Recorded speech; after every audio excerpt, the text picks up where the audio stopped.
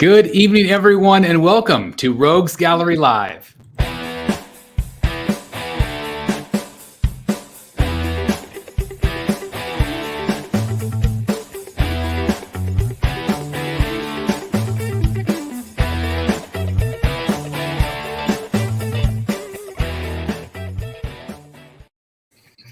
Hello, everyone, and welcome back. Like I said, it's Rogues Gallery Live number 85. Hope everybody is doing fantastic out there. Happy Batman week. It's been absolutely incredible, of course, the build up to this film, and we're going to talk a little bit about that tonight in a spoiler-free way. So do not worry about that. We're hoping to do a spoiler show this weekend. I think maybe we're looking at maybe Sunday. I think everybody, at least in this panel, will have seen it by then.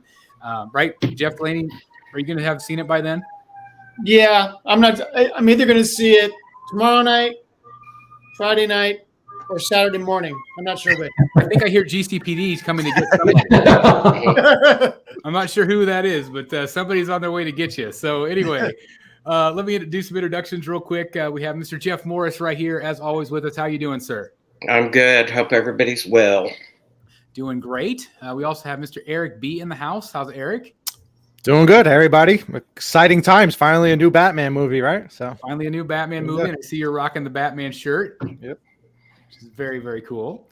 We also have right down here from the Secret Sanctuary and beautiful California, Mr. Jeff Delaney. 72 and sunny. Nice. Hey, it was actually warmer than that here today. Nice. Wow. Crazy. Because it's been so cold and now it's warm. And then next week it's supposed to be like high of 40. So it's like, yeah, that's Kansas for you. So anyway, I like how consistent it is there. It's pretty consistent. Yeah, it's pretty great.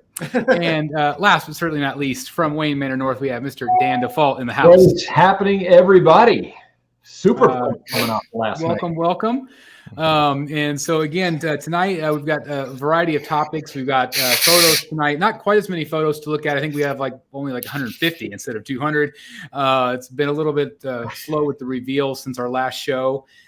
Just programming note right off the bat. Also, let's see, let me make sure I have the right date for the calendar. It looks like on the 16th, so March 16th, 2022, will be our next auction show. So that will be very exciting. It's been a minute since we've done one of those. So again, March 16th will be our auction show. So if you're interested in picking up some items and having fun and just enjoying the chat, we look forward to having you on the show that evening. It's also our St. Patrick's Eve show. Oh, St. Patrick. Oh, man. So what happens if we don't wear green on that shirt or on that day? That's for you to decide. All right. Well, there you go. There could be major consequences for the Rogues Gallery. Who knows? Anyway, there's a couple of different topics that I want to talk about tonight. I want to talk about the Batman again, spoiler free. Also, I want to talk a little bit about somebody brought up the conversation about movie statues versus comic statues. So that could be interesting. And then also I want to talk a little bit about some controversial photos from some Weta products. And so I kind of wanted to look through those and see what the panel thought and everybody in the chat. So anyway, I do want to ask again, as we talk about the Batman tonight, again, spoiler free, I'm going to ask that you guys do the same. So please do not spoil anything in the chat. If you do, you will be blocked. And so I apologize for that, but we're trying to make it fun and exciting for everybody. So yeah, that's that. I do want to also highlight this comment right here. Who's betting on what time Chris will freeze this time? I was actually thinking before the show, I'm like, how fun would that be if we let everybody place their bets? Yeah. And then if somebody was right on the dot, they would get a prize. So we'll see. Maybe we'll do that sometime. We'll see. But I love that. Let me say hello to some folks real quick before we get started. Sean Pace, we're definitely going to talk about that Spider-Gwen PF. Dennis, we're also going to talk about that. Spoiler alert, yep. Sure is. Dark Ranger 7, Brotherhood member, thank you very much. Hey, BSC fan, what time to be a Batman fan? Looking forward to the show. Glad to have you. Blaine Day. Looks like purple is on the menu tonight. I'm not sure what that means, but I like it. I like purple. I think maybe Jeff's shirt. Oh, maybe. Yeah, maybe so. Maybe so. Nathan Chaffin says, yo, happy Wednesday to the Rogues and everybody else watching. Lots to discuss. Absolutely. We've got Den in the house. Hello to you, a Brotherhood member. Thank you. Late Night Trip. That Dan Default guy's in the house. Once in a while. Dylan Hicks. We got Daniel in the house, welcoming the gallery. Thank you very much. We've got Rich. Again, Gotham Goon is here from Australia. Nicholas Capote. Ryan is here. We've got Mike, Bat Beast, Superman, Lane Kramer, Vane 21. Looks like Late Night Trip's going to check out the movie on Sunday. Let's see. Matt T is in the house. Hey, Matt. Nice to have you here. Let's see. Johnny is here. Yeah, see, someone start the countdown to when Chris freezes. At least it's becoming a thing now. We should make shirts. We should do shots whenever you freeze. Yeah, that's right. I like that. Yeah, there you go. Man, we're gonna. Well, at least you're guaranteed at least one shot, at least to show. But man, you might get drunk by the end of the show. You just never know. Yeah, Mike's saying 15 minutes. Daniel, we're gonna talk about the XM Flash tonight and their pricing on that. Board Cube 1 of 2. Hey, Arch is in. It's been a minute since Arch has joined us. Thank you very much. Anyone else watch the show on mute and just stare at Dan? So there's Dan right there. If anybody wants to mute the screen there.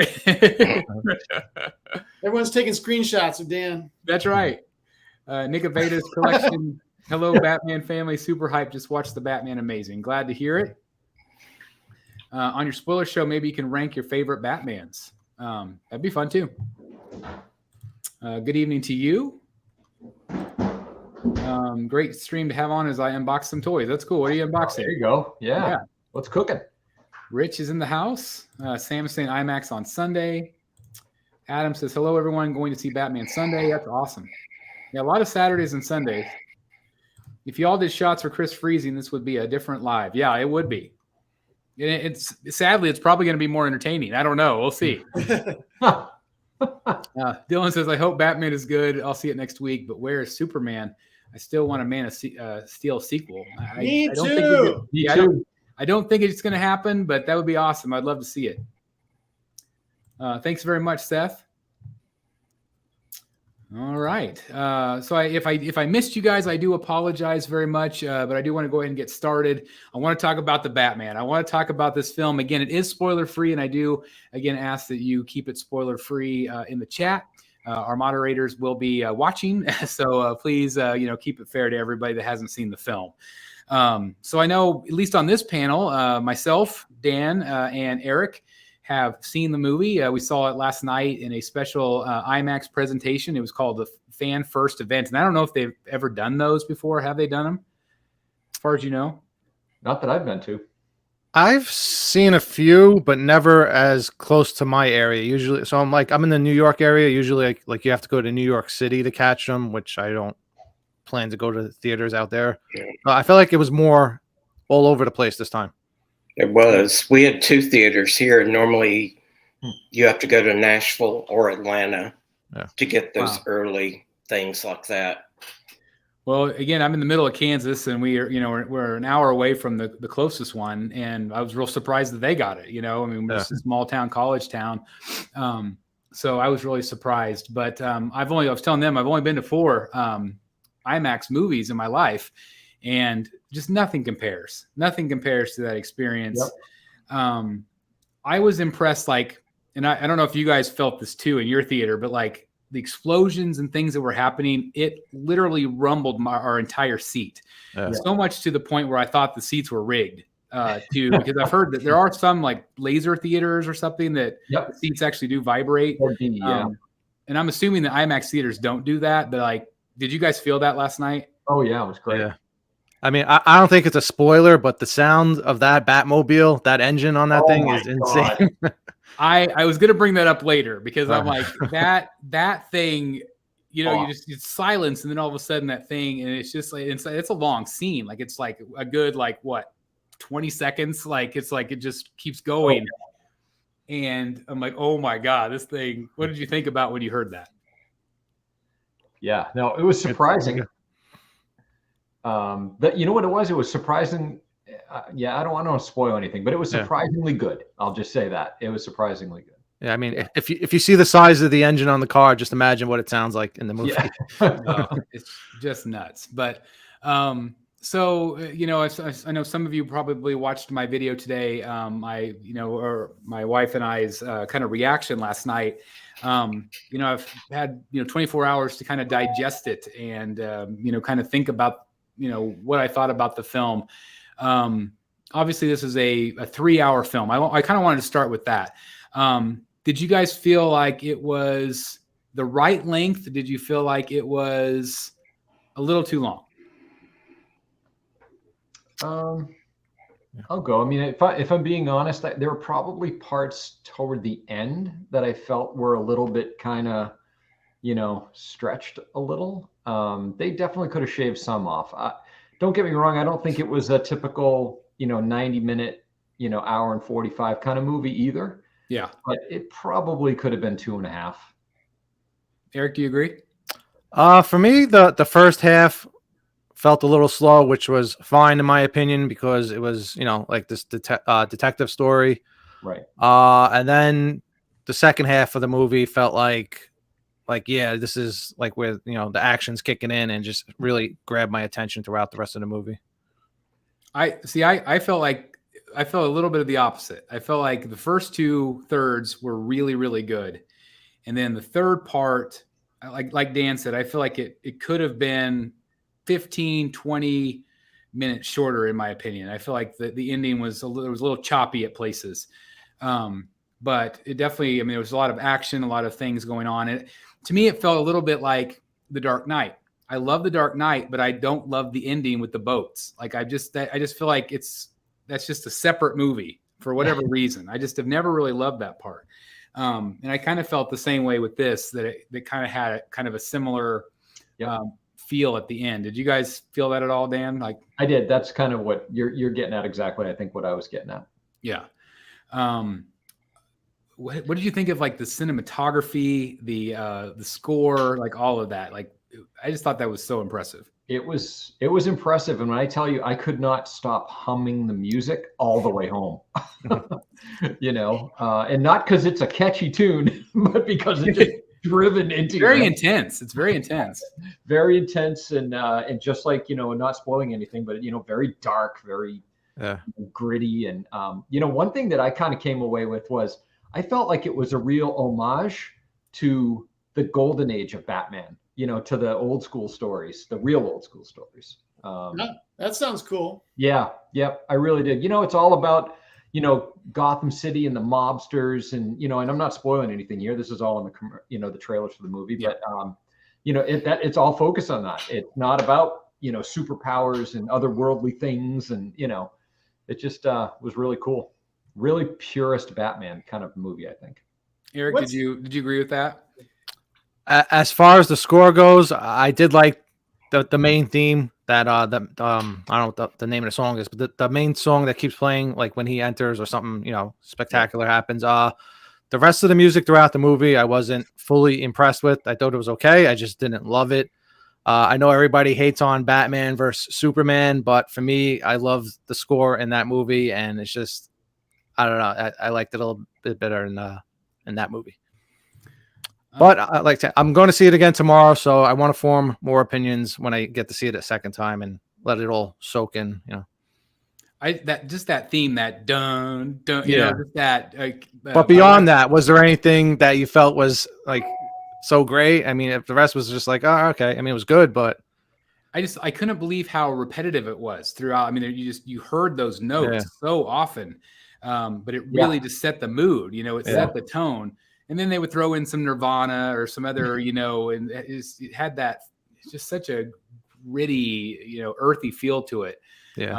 So I was impressed with the score, but I was even more impressed with the cinematography. I thought just the visuals, the way they played with light and shadow, I thought was very, very impressive. My principal at school was asking me today. He has eyesight issues, and he said, "Was it really dark?" Because he has trouble seeing in the dim images, and I'm like, you might struggle because there is a lot of dark.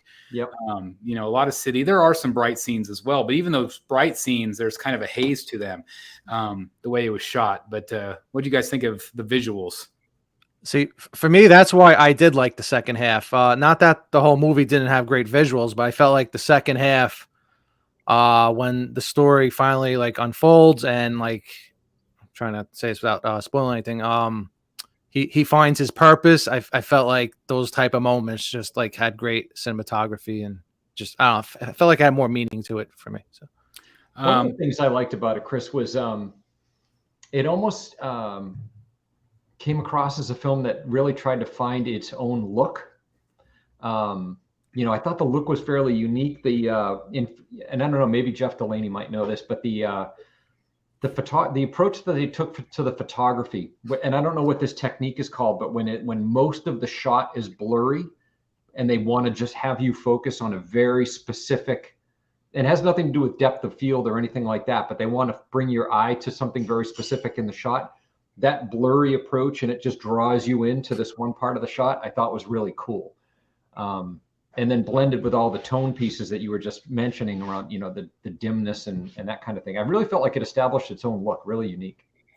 I agree. And obviously it borrows from other films. Oh, yeah. I feel like very much Seven, very much Chinatown, very much a little bit of Saw in there. I mean, the puzzles and things. So like my wife said in the video, she's like, it felt very familiar because it is very familiar with those worlds. But again, it did set it apart in itself, not only visually in storytelling, and definitely film noir. I was watching some videos recently on what is film noir to different people, and a lot of people give different answers. But it's you have this this person, this protagonist or whatever that slowly degrades over time, and they focus on those characters. And a lot of times in those old 40s, this detective or whatever. So let me start with this. What did you guys think of Robert Pattinson? Same for me. The beginning of the movie, I was like, okay, I know it's Robert Pattinson playing Batman. I was fine with it. Is it okay to kind of say he's like a very animated series style, so like you said, Chris, a subdued Batman? Subdued Batman. And then I felt like, I don't think that's a spoiler, that he meets the Riddler at some point. It's in the trailer, in the jail scene. I felt like once that moment when he met the Riddler, it just like it kicked in for me. I was like, he's freaking awesome as Batman right now, and the rest of the movie was just great for me. Yep. I loved him as Batman.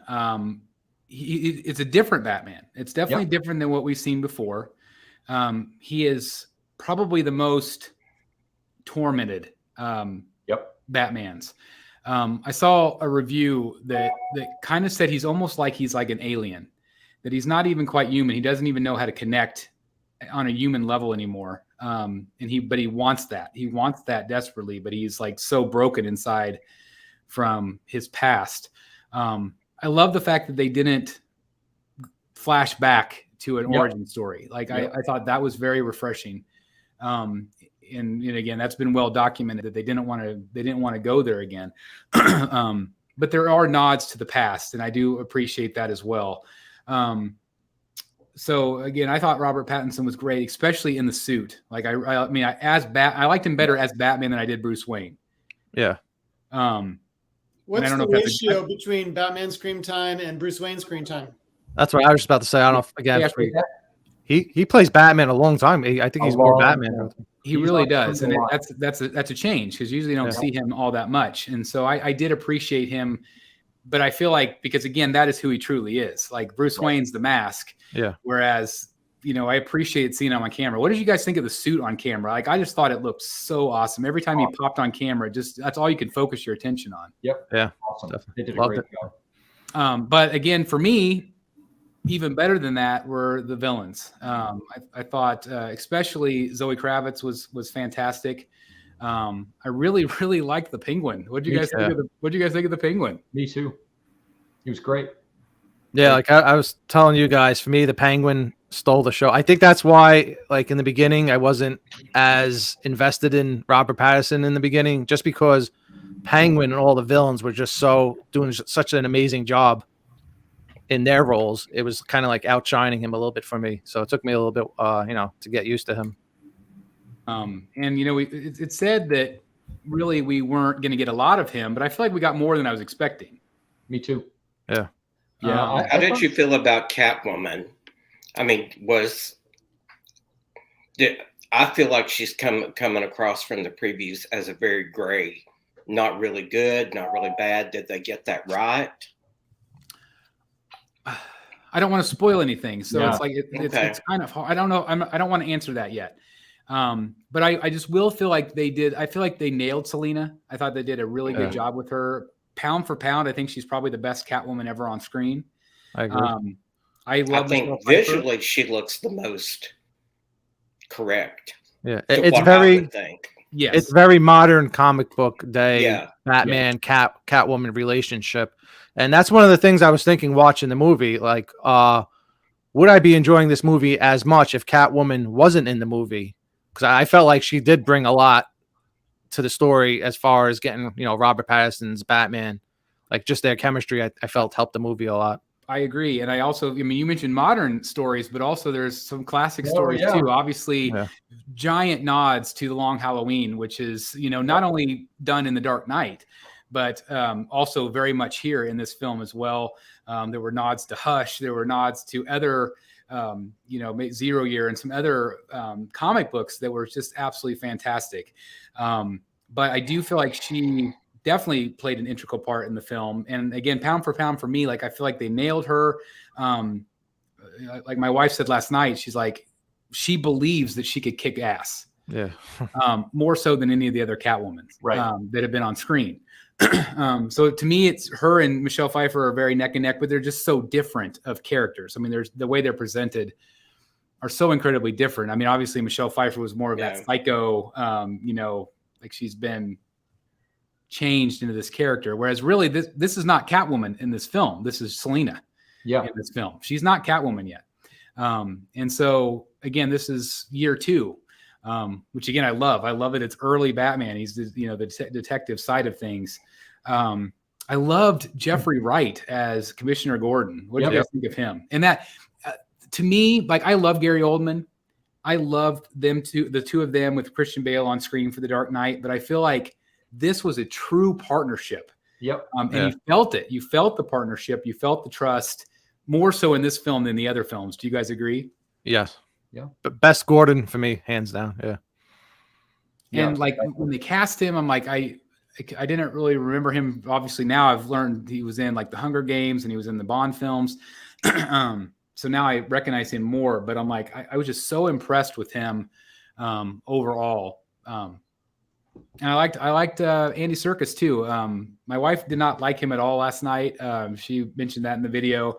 But I brought up the fact too that there's not a strong relationship there yet because it's still early on. It's still it's all of these stories are going to continue to blossom and grow from this. But did you like him as Alfred? I mean, he's a good actor. I felt he did good. Like you said, Batman himself is still finding himself. So yeah, like that relationship's not there yet. But yeah, he's a great actor. Any surprise actors that you really were blown away by, that like John Turturro or some of those other characters? Who played Falcone? I was usually the gangsters don't like me have the best acting abilities. I felt Falcone was great in the movie. Yeah, John Tortino. I can't say his name. John Tortino. Turturro. Thank you. Jeez, I can't get that out. He's awesome. He's awesome. And it goes back to what Dan said earlier. Like my favorite Batman stories are those mob stories. Yep. Falcone or just any of those guys. I just went blank on the other guy. Maroney. Thank you, Maroney. I just think that was awesome, and the corruption and just all of that stuff. And I said this in the video too. Like, doesn't this just completely set it up perfectly for the world of Court of Owls? Oh, perfect. Yeah, absolutely. Yep. I mean, I think more than any storyline or any character, that film just screams Court of Owls. They would be crazy not to go in that direction. They really would be fresh, newly fresh ground from a Batman never been done standpoint, never been done before, and it's so rich. The story is so rich, and the stories in comic books and graphic novels were hugely successful in that comic fandom. Right. It was just a massively successful relaunch for Batman and the New 52 and all of that. They would be crazy not to go that direction. Yeah, absolutely. And it fits so well with the world they created in the first film. You know, it just fits perfectly. So this film was just so realistic. Like, I mean, it just was. Yep.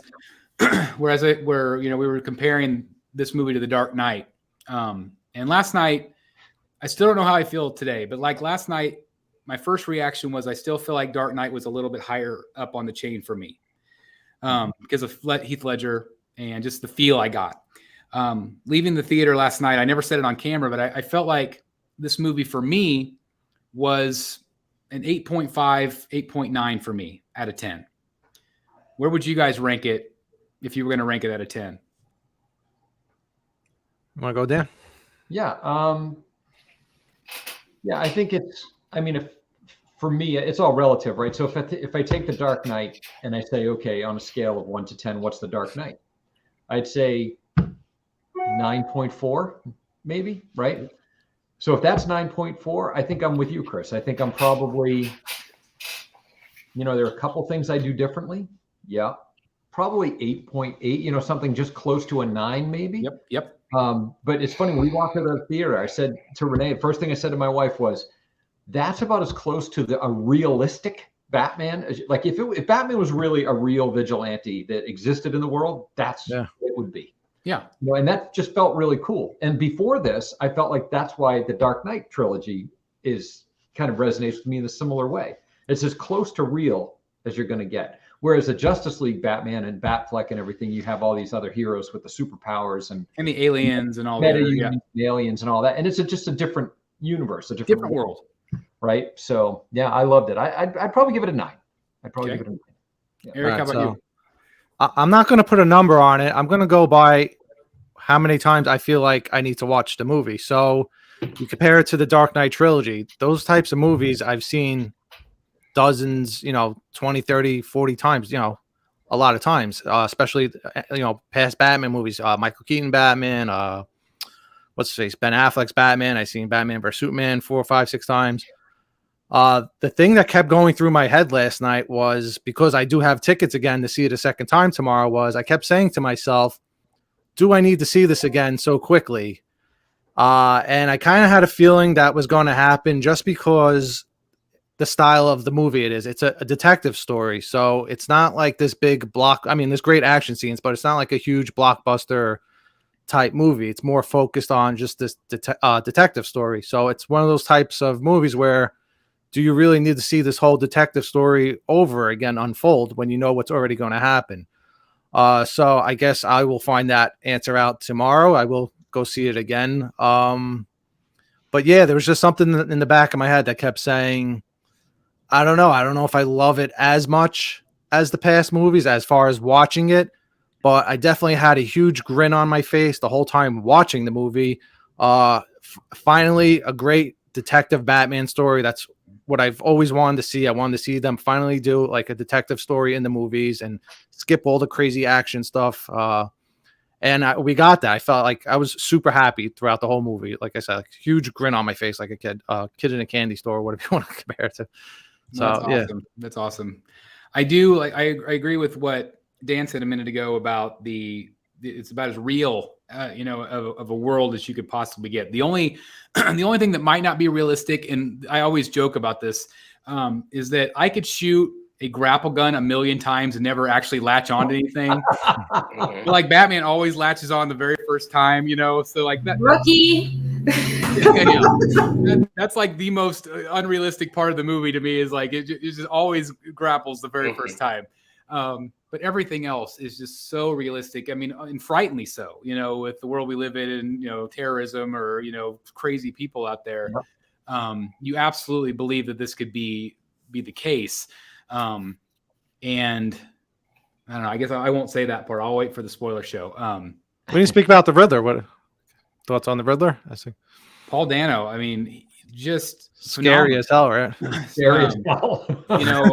And you don't really get to see as much of that scary until the end for me. Yeah. There were parts that were scary, but I thought the end was even creepier with just some of his reactions and the voice inflections and some things that he did. I just thought he was very, very good. And I thought he was perfect for the role. He played, well, again, I don't want to say that. I'm not gonna say it because we'll talk about it on the spoiler show, but I don't know. What do you guys think? I thought he did a fantastic job. Yep. Yeah, I mean, it's not your traditional looking Riddler. Like I said, for me, the Riddler is one of my favorite villains. It's what I grew up on before I even liked the Joker, just because of the Adam West TV show. Yep. And yeah, to see him like finally like a really true Riddler, you know, I don't know. I just thought it was amazing. Even though you didn't get the comic book look, it was fantastic. Well, for so long, Riddler was played kind of campy. Yeah. And, you know, rightfully so. That's the way he was drawn at times. But then, you know, the more modern Riddler, I kind of related a little bit to like what Jason Momoa did for Aquaman, you know, just like a whole different look, a whole different vibe. Because growing up, I always thought Aquaman was like this awful character. I hated the colors. I'm like, why is he wearing these awful orange costume? And I just feel like it modernized the character enough to make him more likable. Yeah. And I feel like that's what they made the Riddler more legit, in my opinion. Like, and it's only year 2. Things could change. So I love that Matt Reeves, obviously he understands Batman. He's a fan, clearly, because he not only directed, but he also co-wrote. And I feel like this, for the very first time, even more so than The Dark Knight, it left the world open to the future. Mm-hmm. It left the whole world of like what the possibilities of what can happen, the possibilities of more villains popping in and out. And I love that. Did you guys get that feel? It almost felt like an Arkham game to me, where it was just like the whole world to open up at the end of this, and you can kind of get a feel of where they might go with it. That's what I felt like watching. I felt like I was watching a combination of Batman, the animated series, mixed with like the Arkham games. It was just amazing. What do you guys think of the fight scenes? Oh, yeah.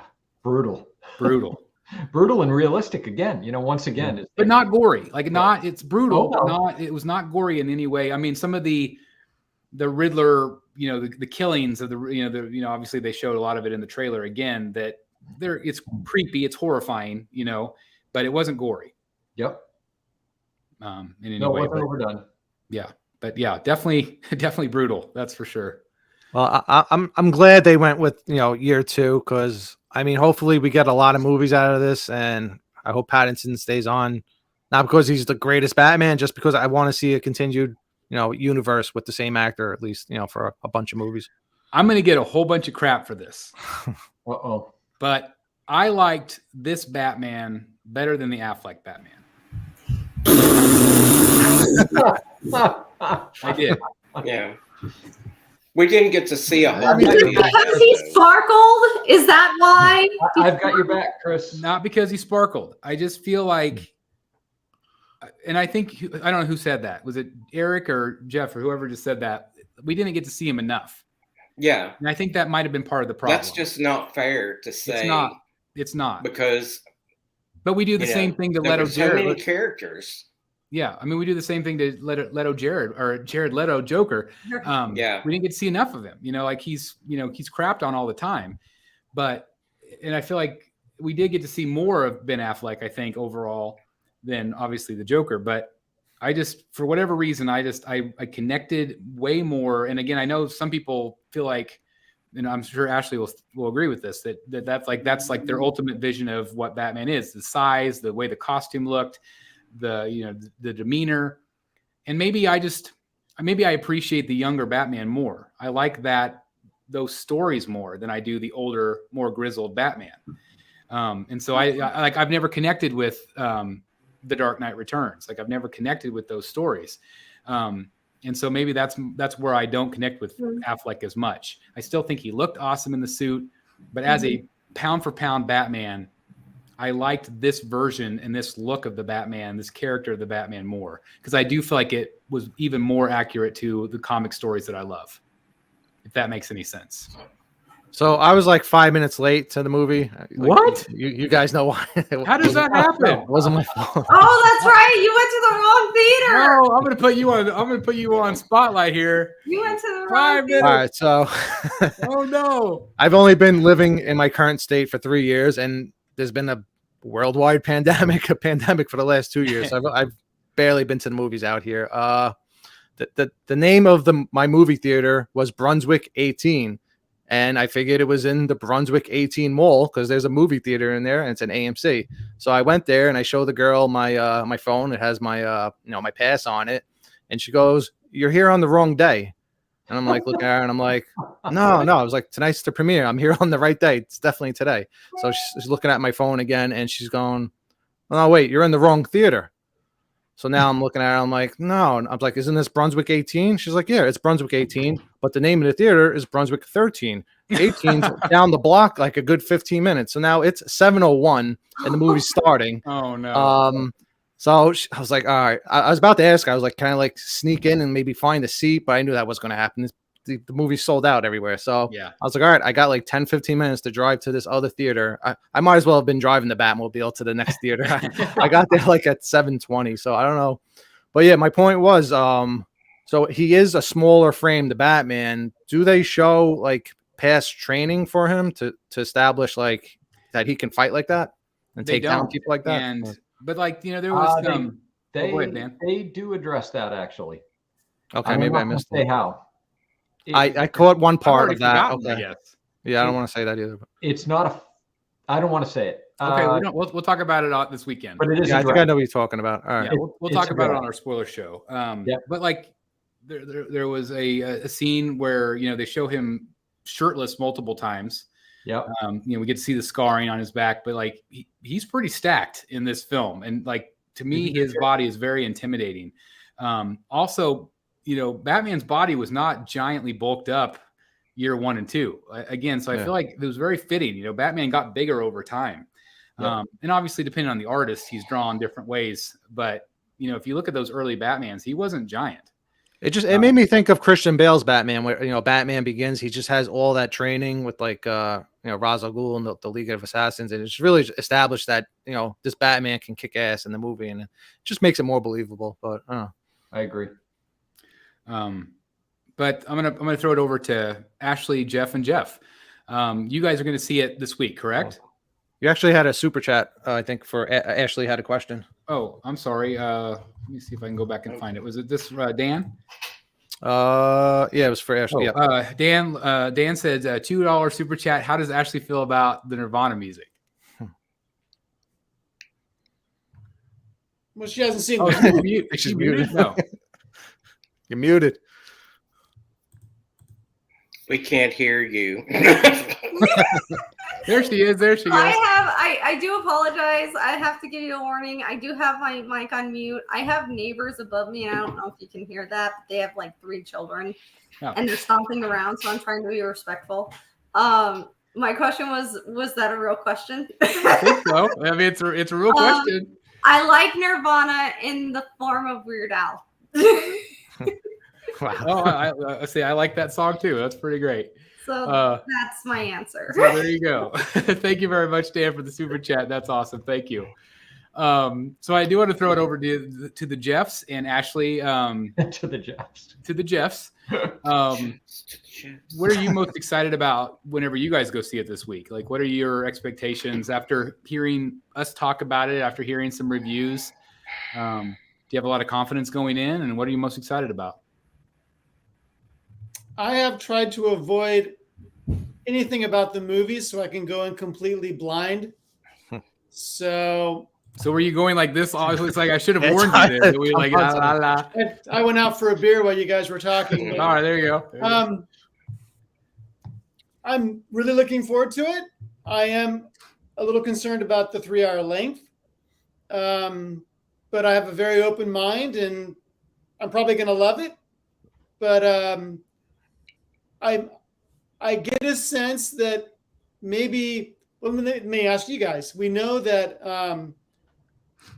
Eric is kind of waffling on whether he wants to see it again so soon. What about you guys? Are you ready to jump back in the theater, or could you wait a week or a month or a year to see it again? I'll just jump in on that. Like I felt just like Eric last night. Because we were talking even like after we filmed, we still had another 30-minute, 40-minute drive or whatever. And so I wish I would have filmed that because we actually had a really great conversation and we were talking about that. And again, you know what happens, which you do for any film. You watch any film, you know exactly what happens. But since this is such a mystery detective solve this problem, you do question that right away. You're thinking, okay, well, I already know what happens. I already know the mystery of this and that. And so like last night, I was kind of like, I think I could probably wait until it comes out on HBO Max again. Mm-hmm. But after 24 hours, I'm to the point where like, I kind of want to see it Friday or Saturday. Like I want to go again. Just because it was so good. How about you, Dan? I'm seeing it Friday. I've got tickets for Friday, and I'm excited that I'm able to do that. So now, did you already have the tickets prior? I did. Okay. Yeah, but would you have, if you didn't, would you have gone again? Yeah. I don't know that I'd go the next day. Yeah. I think I'd kind of like to let it, simmer a few days, and then. But I think like with any kind of epic movie like this, there's tons of Easter eggs. There's tons of things, you're just in a different mode. And I'm curious to see what I didn't see the first time, and I just really enjoyed it.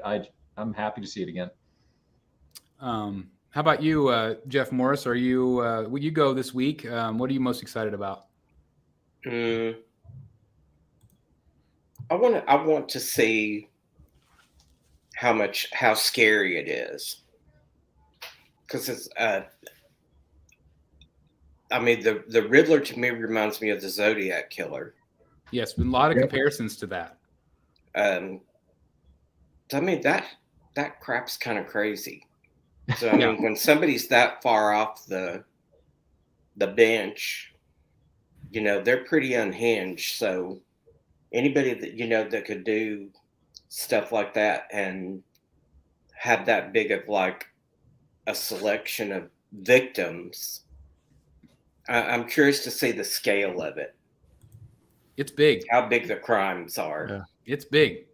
And clearly it's pretty prestigious people, which I think from the trailers, there's been a hint of some of the stuff that felt like we were going to get a little bit of a Court of Owls thing. Yeah, that's what I thought. So I don't know. I'm kind of curious. And Penguin, they've kind of been limited of what they've shown in the trailers of him. I thought that they did give a lot away in the trailers, but I feel like there's still so much that you discover. And there's so much history and backstory that's, woven throughout the storytelling. And it's a big world. There's lots going on. There's a lot of parts. And I love the way they tied everything together. Like I think it was beautifully written in that aspect. So I think you're really going to be surprised. And I think you're really going to enjoy it. 100%.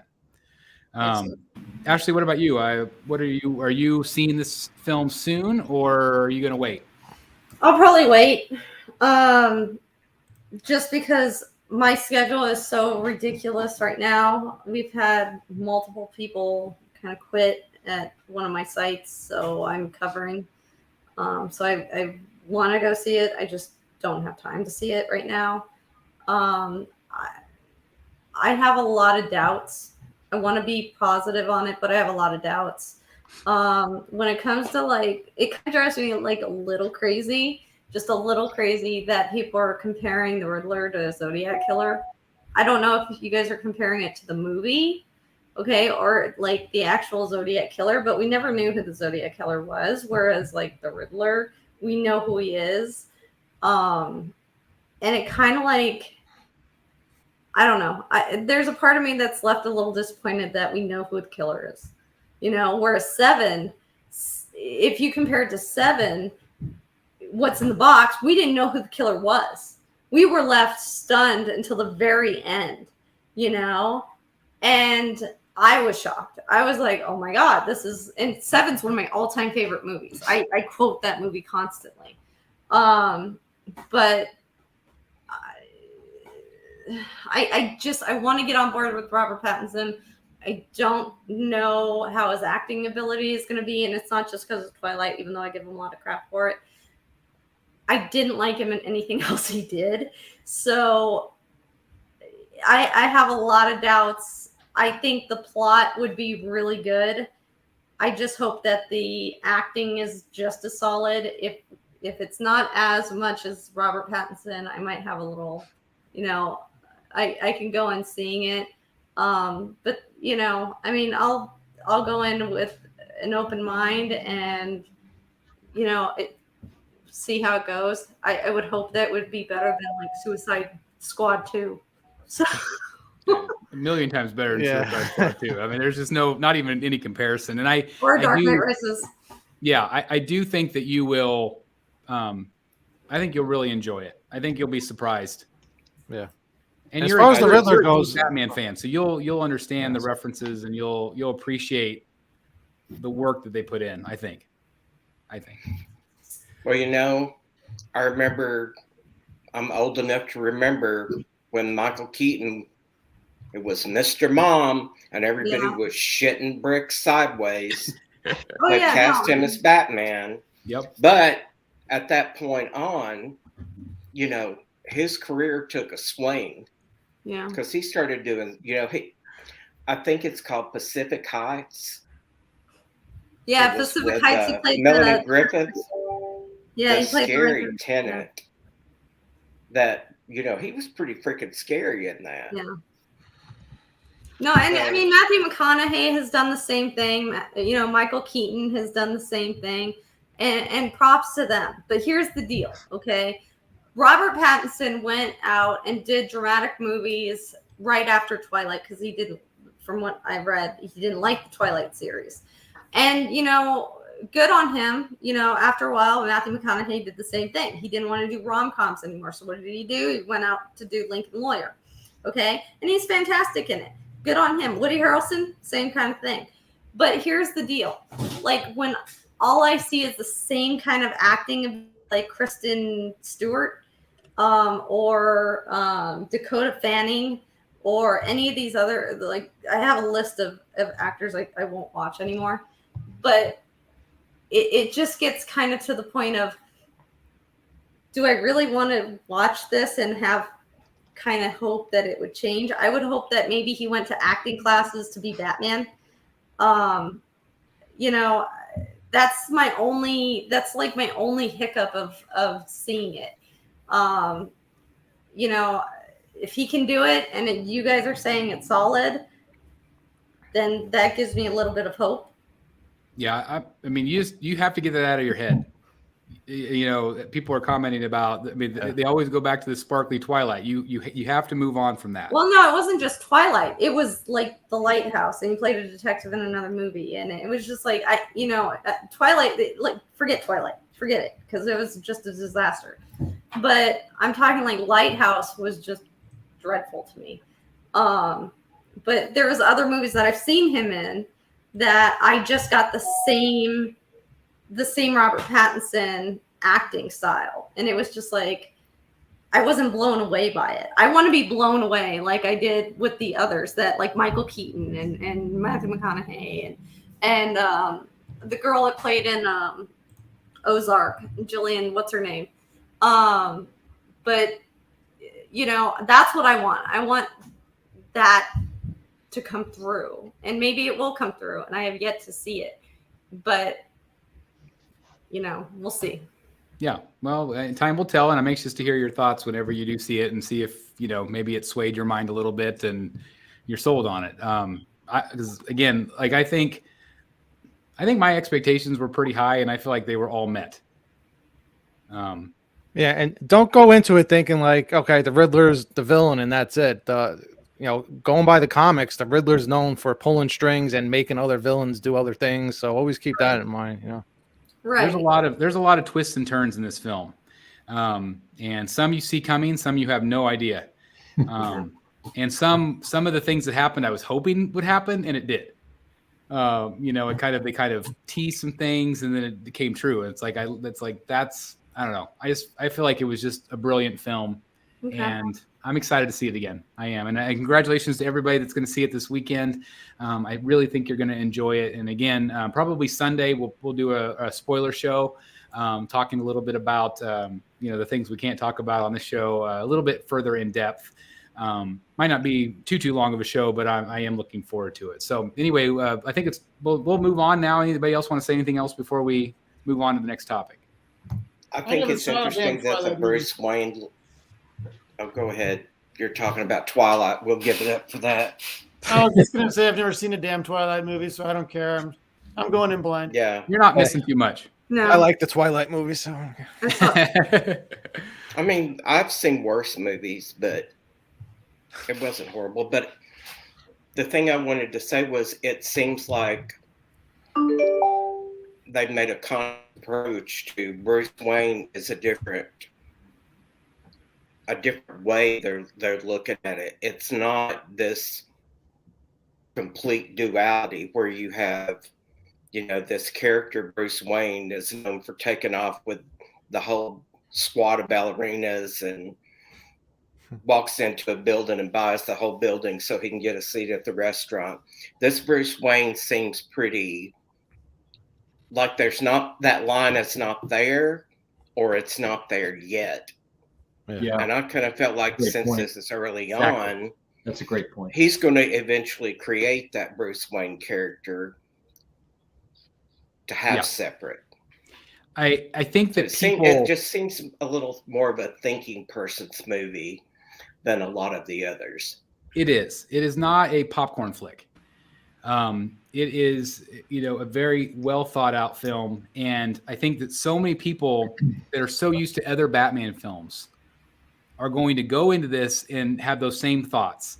But you have to realize this is storytelling. It builds upon itself over time. This is a very early in his career Batman. The relationships aren't there yet. Connections aren't made yet. Everybody was crapping all over his suit at first. Like, this is a year 2 suit that he hobbled together. Like, it's those things that will advance over time. And you have to be patient for this series. I mean, because again, you don't have some of that yet. And in this film, he's very much reckless. If he had advanced so much in one movie, they would have been complaining about that. Sure. Because they're cramming too much in. Sure. And this again was the most grounded in reality Batman, period. It may not be a popcorn movie, but there's going to be a garbage can sized popcorn in my hand during the movie. Oh yeah, we had popcorn last night. I'm just saying, it's like, it's not your, it's just a different Batman film. Get that Batman cowl popcorn if you can. That's right, $26 Batman cowl popcorn bucket. It's actually really cool looking. It is. It actually does look like leather. It's pretty neat, actually. But anyway, congratulations again to everybody that goes to see it. I absolutely loved it, and absolutely worth your time to go. And I just think you're really going to enjoy it. So anyway, Mike says, I'm getting popcorn. So dang you, Mike, get some popcorn. Absolutely. Absolutely. Oh yeah. He said year 2 suit was made of hockey pads. I love it. All right. So we'll move on. We'll just kind of talk briefly, about this topic. Somebody asked us if we would do this topic. Movie statues versus comic statues. Which one's better? And go. Wow. I mean, for me, I'm more partial to comic statues. I feel like they're more timeless. Yeah. Although movie statues are getting so good that it's hard to resist them. What do you guys think? Yeah, I mean, it's 2 different worlds. It's like I said, with comics, comic book statues last forever. You won't outgrow it. But the movie-based statues, they're looking so much like, the actor or the actresses. It's almost like, I want to pick that up just because how amazing it looks. Anybody I else? have to agree. I mean, most of my statues are comic-based, but I do have some movie statues creeping in to my collection, and I've got quite a few more on order. So I'm kind of... I don't know. I'm kind of leaning in that direction with my pre-orders. So what, movie-based? Movie-based. Wow. How about you, Ashley? I know that you're picking up a very large Batman bust soon. And, where does your collection lie in terms of comic versus movie? Wait, are you going to regret having a Batfleck bust and not want a Patterson bust in the future? Only if there's glitter. Okay, so I have the Michael Keaton Sideshow statue out in the living room. And then so I have a movie piece, I guess you can say. I have the Michelle Pfeiffer statue from Tweeterhead. And I'll get the Ben Affleck, bust, which will be really cool. I cannot wait to have friends over to scare them when they walk into the door. It'll be great.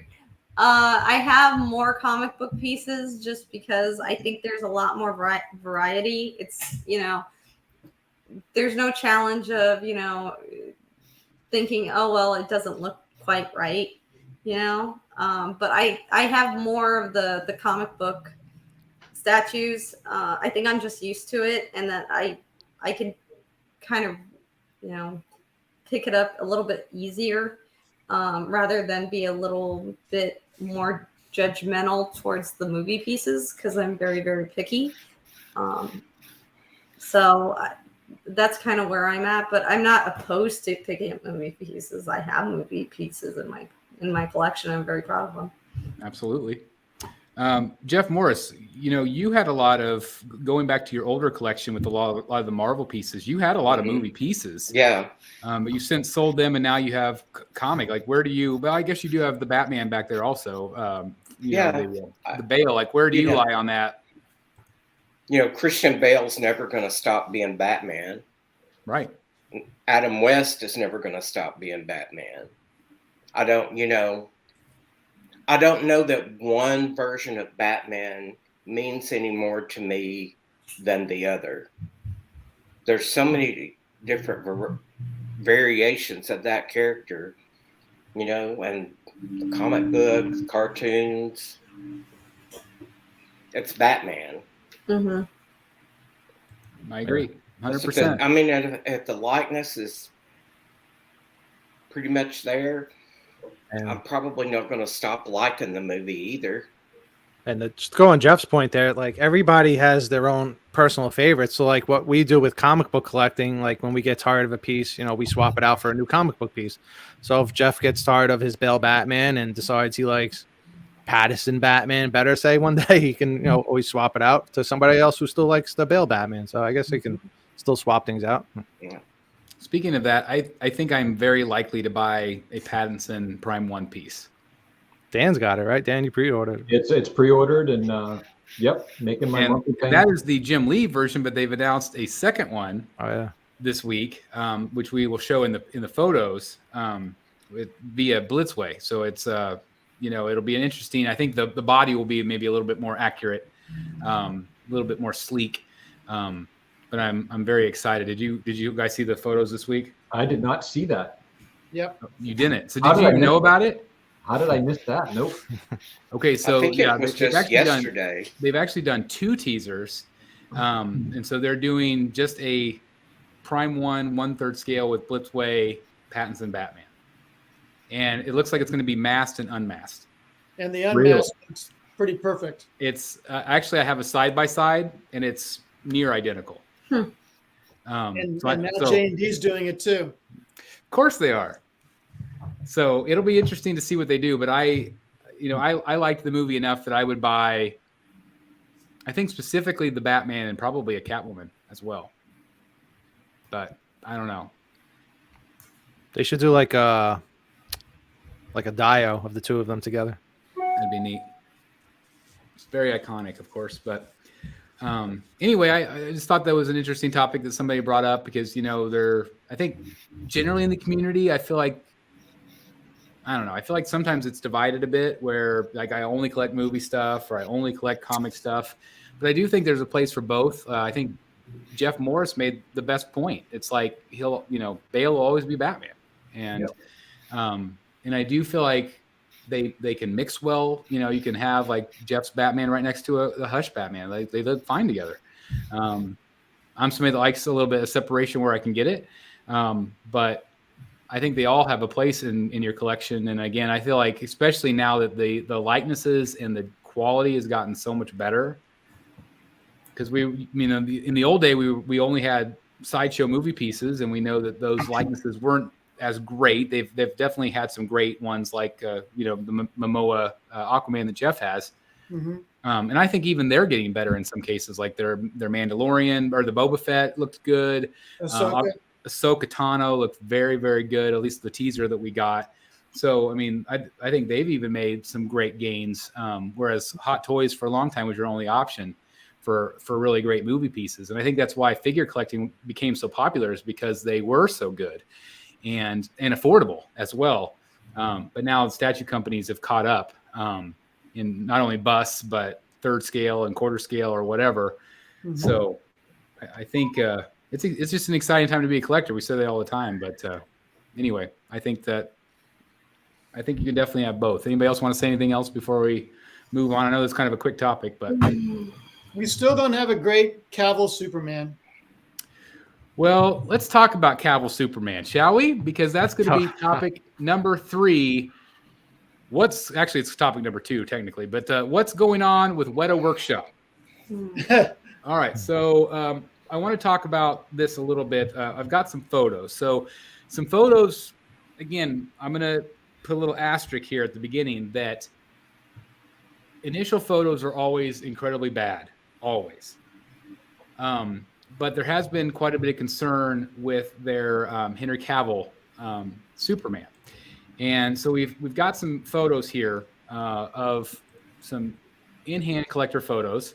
And I apologize for whoever's face I'm blocking with these. But anyway, so the one on the right is obviously the prototype.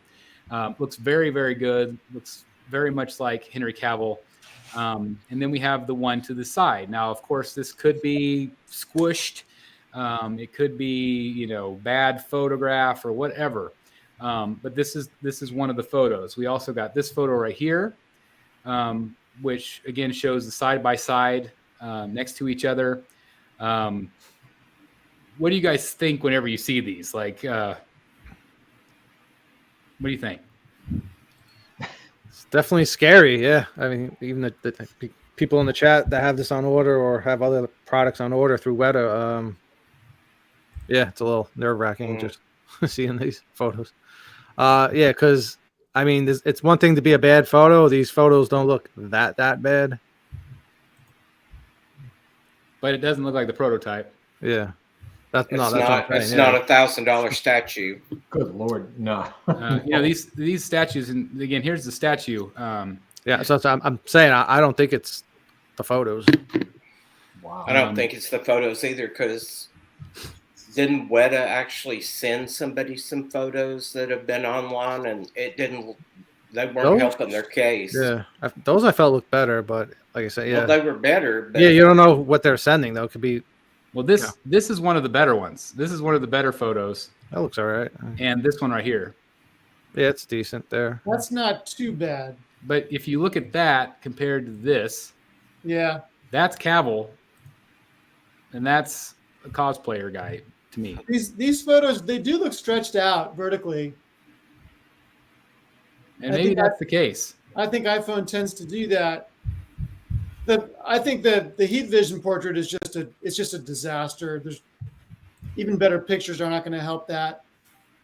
I don't know that Weta is necessarily going for hyper realism like J&D does, but still, these would not be good enough for me.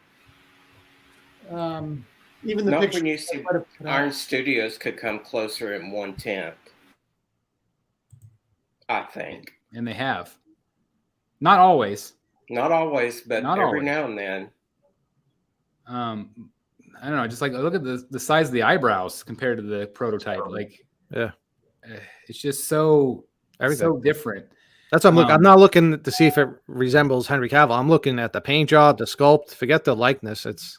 That's the most important part. I'm saying, yeah, just that's not there right away. It's just everything else that goes along with it, like the paint job and everything else. Is just. But I mean, you go from Henry Cavill to a comic book version of him. Let's say. Well, I wouldn't even want that as a comic book version. No. Yeah, it makes the Prime 1 Justice League Cavill Superman look amazing. Yeah. Yeah. So what do you guys think? Like, I'm excited about Weta. I mean, they've like that Nightmare Batman looked incredible. Are they going to be able to pull it off? Like, are they going to be able? You guys think that is it a company that? Because I've always heard good things. I think Jeff, you were the first one to talk about them on the show, like that you had heard about them, but I don't know, like that. This would really scare me. They have a huge following. This is kind of their first dip into superhero, though.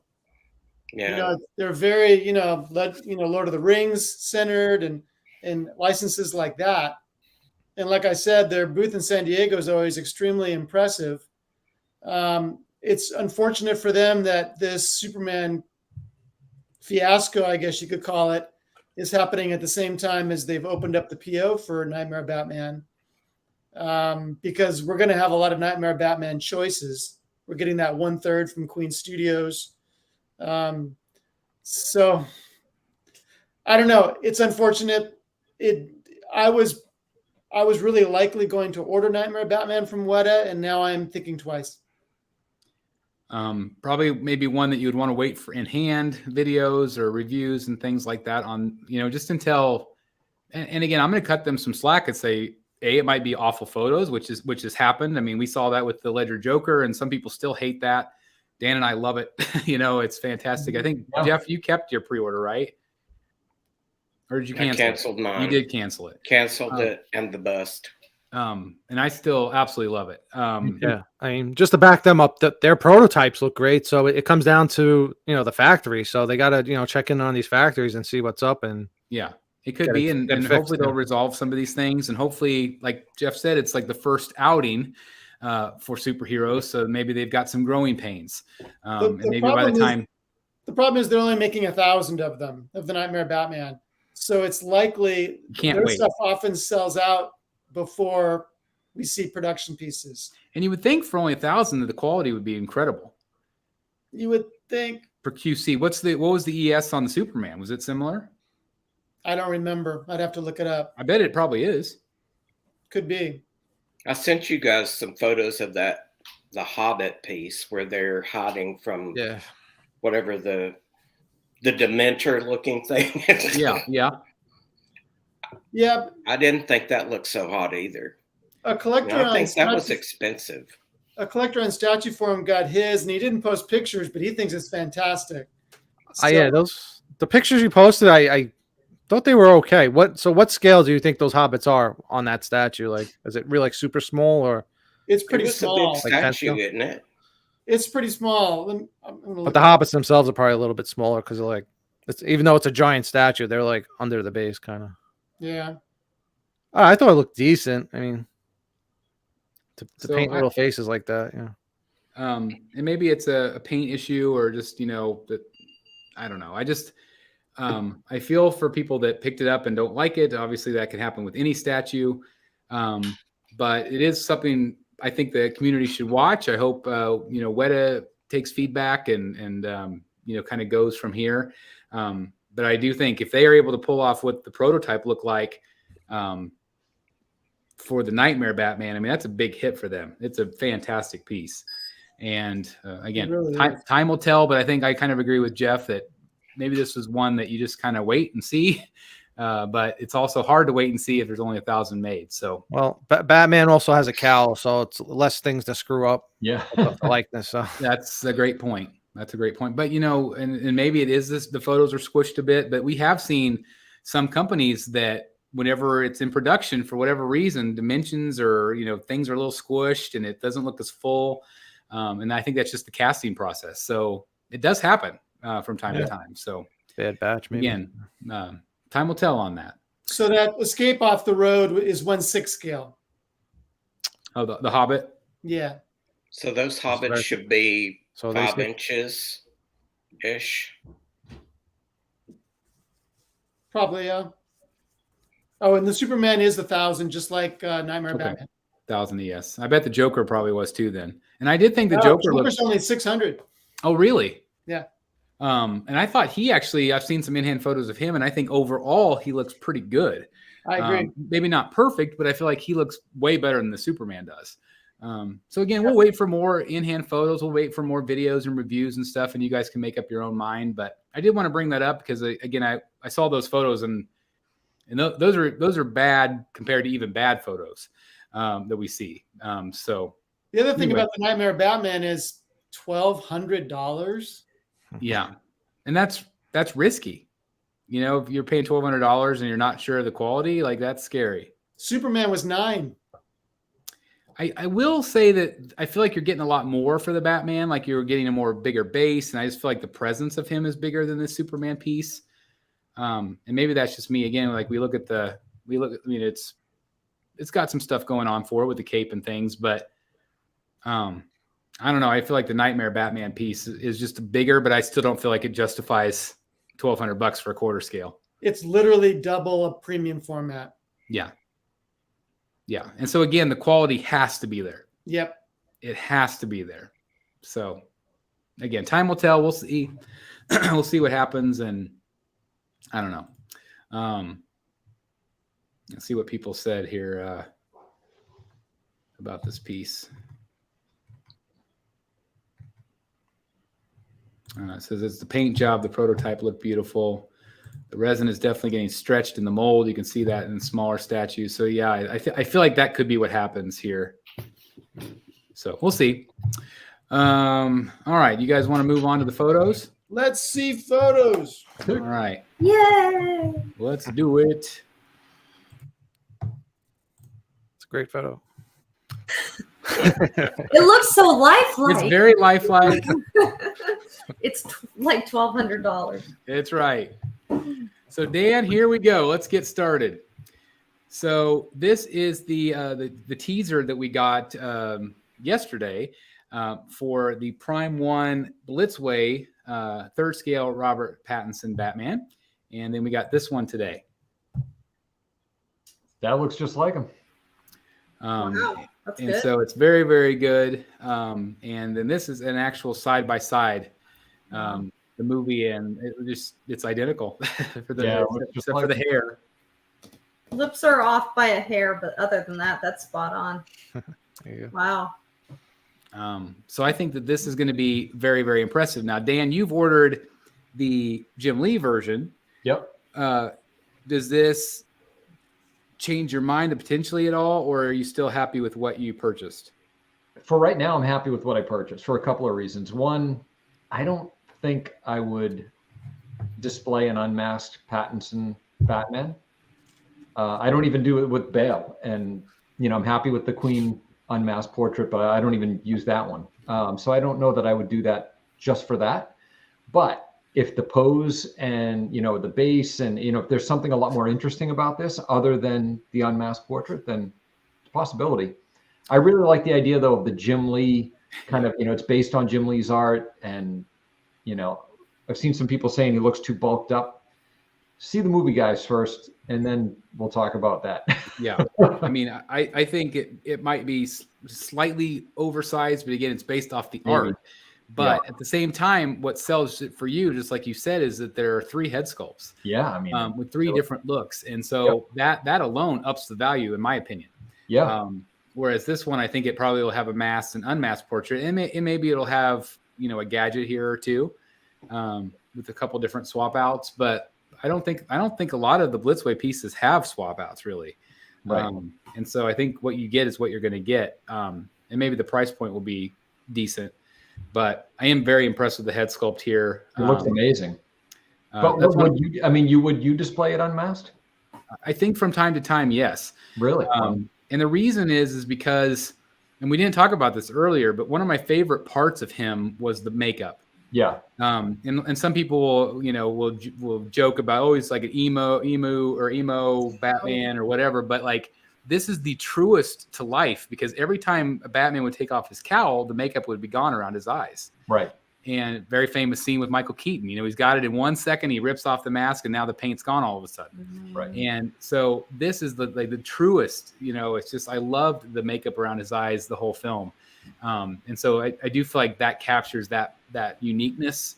And so I would display it like this from time to time, but probably more so the cowl. But anyway, I'm glad to show this to you tonight. Yeah, it looks awesome.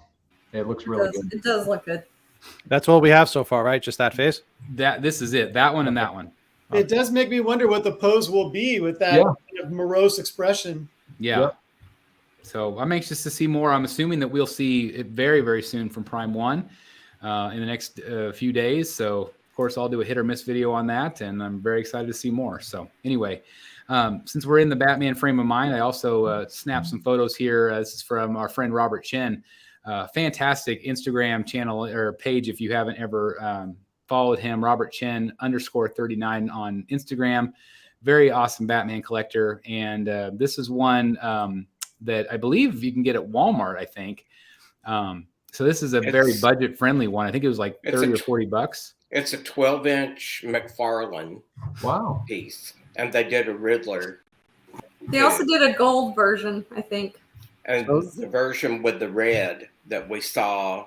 Oh, that's right. We did see that one at some too. point. That one is apparently extremely hard to find. He looks a little bit bigger here too. Now, and that chest emblem, doesn't that chest emblem look a little bit wider than what it looks like in the movie? His chest looks a little bit wider here than I think in the movie, but I could be wrong. The emblem part, yeah. So I mean, it's probably for a $40 price point, it's probably not going to be as accurate as you would like it to be. Yeah. But I still think it has a cool presence, and it's still a cool statue. So anyway, I just wanted to show that because I thought if you want a budget friendly piece, this would be a great one to add. Yeah, that's amazing. I like it. Yeah, it's really cool.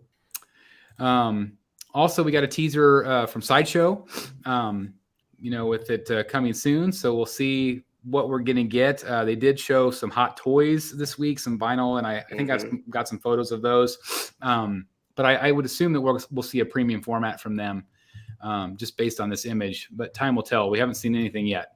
But Sideshow did have that teaser. You think we'll get a premium format, guys? I think they'd be stupid not to. Yeah. Yeah. In promotion of the movie. Yeah. Yeah, I think we'll see a premium format. Yeah. Well, Hot Toys has already teased the figure and the motorcycle. Cool. So those will be coming. It could be an art print. You don't know. It could be an art print. Could be. So Jeff Morris, are you in on those Hot Toys? I'm going to wait and see the movie, but probably. Yeah. Okay. I mean, I've got Bale, Adam West. I would love to get the Keaton, but it's old and the people want too much money for it. I used to have that one. We'll get a new one. I think we'll get a new one with the Flash movie. Yeah, I think so too. Would you get the new Batmobile possibly? Do you do the vehicles, the big vehicles? I don't know. I'd like to have the Tumbler, but they're huge. They're massive. It's pretty amazing how much product has come out before the movie, or just at the release of this movie. Yeah, as far as merchandise and everything. And it's all geared toward adults because this is not a kids movie. Yeah, they did a lot of even the movie itself was just a lot of promotional stuff, which was awesome. Chris, you got a super chat while I'm talking to you here. All right, let me get out of there real quick and I want to make sure I acknowledge that. Thank you very much. Let's see where I get caught up. Rich, wow, $19.99 super chat. Thank you very much, Rich. Thoughts on the Sideshow Batman by Daniel Bell? Do you plan on getting it? I wasn't on board with it until I saw a recent teaser video Sideshow put out on Instagram and is now changing my mind. Are you referring to the bust? I think he means the Dark Knight piece. Oh yes. I'm sorry. Yeah. Forgot. I actually really, really like that statue. I am not a giant fan of the source material. I'm not a giant fan of Frank Miller's art in that particular story. But I really like the art direction. I love the lightning bolt. I know some people think it looks like ice or something like that, but I love the concept. I know we talked about it before, but I think you guys in general like that piece, didn't you? Yep. A ton. It looks great. I love it. It's a fantastic piece, a good price point on it. So Rich, I think it's highly recommended. It's not, I don't know. I would love to have it in the collection for a while. I don't think it would stay in the collection very long because it's a standalone and I don't know where I'd put it. But bring up it's a big piece. We mentioned that in the past. Big piece. Yeah, it's a big piece. It looks lots of depth to it. Lots of storytelling elements to it. So yeah, Rich, I would recommend it 100%.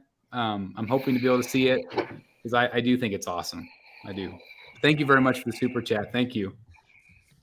That's so awesome. Thank you guys. Again, that all goes back in the channel. So thank you very much. All right, let's go back into where we were. I'm really excited actually to share this next part because this was given to us today by Queen Studios. This was the 22 new collectibles phase 1. So let's talk about these. Let's go through these one at a time. They've announced an Iron Man. Can you guys see the words? Yep. Okay. Yep. Yeah. Okay. So we got Iron Man Mark III, and that's going to be a 1-to-1 bust. Mm-hmm. Doctor Strange, which I don't think they've announced, is a 1-to-1 bust, and it's called a Master Series. Mm-hmm. And so I don't know if that means that there's maybe more silicone involved in something like that. I don't remember them ever calling it Master Series before. We're going to have John on the channel here soon because they're going to have another event whenever Marvel does some approving of the license. But I'm going to make sure I ask him about the Master Series. But anyway, we've got a Doctor Strange 1-to-1 bust, Captain America 1-to-1 bust, which we have seen before. They have teased him and shown him. A Thor 1-to-1 bust. Have they ever talked about that? I don't think they have. Was the Cap bust? Was that movie or comic? I'm assuming movie. Well, they showed the movie and started to put it up for pre-order and stopped. Yeah, because they were going to maybe add a shield or something. So we're getting a movie Doctor Strange and Thor. Wow. Yeah, movie Doctor Strange and Thor. So I think those will be very, very popular because they haven't been done. Yeah. Iron Man Mark III, and this is a 1-to-1 scale statue, so that would be a whole statue. Wow. A half-scale Spider-Man, which I don't believe they talked about. A quarter-scale Loki. I'm assuming that'll be movie-based. A quarter-scale Scarlet Witch, and a quarter-scale Iron Man Mark I. Which didn't they tease that already, or was that? Yeah, I've heard that before. I think it was the half scale. Yeah, I think that was a half scale. So this would be the first quarter scale they've done. So that's very exciting. They also this one caught my attention. They're going to do the Batman 1-to-1 bust. Obviously the Robert Pattinson Batman, so that's exciting. They're also teasing a Superman and Catwoman 1-to-1 bust. It is unclear what versions they're going to do. I'm assuming it's going to be a Cavill Superman, and I'm assuming here it's going to be a Zoe Kravitz Catwoman. Wow, I think so. I would think so. It makes sense. And so I'm very excited to see what they would do with that. Catwoman wears that mask a lot in the film, so I could see them, kind of utilizing that for a bust. I don't know. But I don't know. I thought that was interesting. They're also going to do a 1/3 scale of the Batman. So Prime One's got some competition here. So it'll be interesting to see, how those compare and contrast. 1/3 scale Harley Quinn. That one's been teased for a while. I don't know if this will be a Suicide Squad version. I'm hoping. Also a Nightmare Batman, again in 3rd scale. So again, we've got some competition for the Batman pieces. Obviously, we have Iron Studios and also Weta, which we talked about earlier. A 3rd scale Superman black suit. A quarter scale Black Adam, and I'm assuming that's going to be the Rock version. This one, actually, I'm very excited about. Actually, I filmed a promo for Queen Studios a couple months back where they were going to unveil this Harley Quinn on Throne. You might remember they've done the Batman on Throne. They've done the Batman Who Laughs on Throne. And here's a Harley Quinn on Throne. So that'll be very interesting to see what they do with that. DC Comics Superman quarter scale. Harry Potter, that's going to be a big deal. 1-to-1 bust of Harry Potter. And then some other ones, Alita Battle Angel in some different scales. Alien, Monkey King, Megatron on Throne. They haven't announced the scale there. Wow. And then you can see those at the bottom there. I'm not as familiar with those characters. In 6 scale. So anyway, anything stand out on that list, guys, for you guys? Yeah, that's a big list. Big list. That's a huge list. Crazy. It's the way to do it. Let us know what you're putting out. Well, I like it too. But anything kind of stand out that you're like, whoa, I'm really interested? I'm curious about the Superman bust. It'd be neat. I'm curious about the Batman 3rd scale and also the Batman Catwoman bust. I'm excited about. The Harley Quinn on Throne has my interest. Yeah, I think that'll be really interesting. I think Queen has to start getting some stuff out though.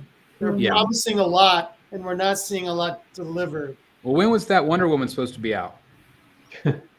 Well, I can't remember if it was first quarter or January or what, but yeah. The same thing with Ledger, Joker, same thing with the Vision bust. There's a lot of first quarter stuff that we need to see. But yeah, there's some fun stuff here. Hey, I'm getting the Queen Studio statue tomorrow. Which one? It's not very exciting, but it's the extended base Dark Knight and Batman and Joker. So I did get that from our friend Todd. So that'll be awesome. So I have a little news about the Master Series designation. Okay. Queen Studios says Master Series represents the highest creativity, technology, and aesthetics. So were we not getting that before? Well, you know what that means? What? It's more expensive. Yeah. Right. More money. So Master Series is the equivalent to maquette. Money. Yes. Right. Sideshow. It's funny they're giving that to the Doctor Strange bust, but not to the Cap or the Thor. I wonder if that Loki bust is a Master Series. It's got to be. I could see him turning it into one. It's got to be, because I really wonder if the Master Series will have more silicone, which will up the price. You know, maybe they'll, again, spend more, or maybe just even the fabrics. You know, Doctor Strange would have a lot of fabrics involved. Yeah. And so They're that going to could get change. that cape right. Yeah. Yeah. So it'll be interesting. I'm anxious to kind of pick their brain a little bit. But thank you for finding that, Jeff. Thank you. I'm also curious with that. It says there's the Superman quarter scale, and it does not say black costume. So It sure does not, which makes me think, where really was that? curious. DC right Comics there. Superman. Yeah, so that's going to be a comic book based, for sure. I'm just looking at the title. It says Phase 1, so there's going to be more phases throughout the year, because that's a lot right there. That's a lot for 1 year. Yeah. Yep. So it'll be interesting to see what they do. I think they're kind of waiting on some of these for licensing approval, because we were supposed to have an event last month or so. They were going to come on, but then they delayed it because they were still waiting for Marvel. Well, now they're saying there's going to be an event next month. Yeah, March. So we'll see.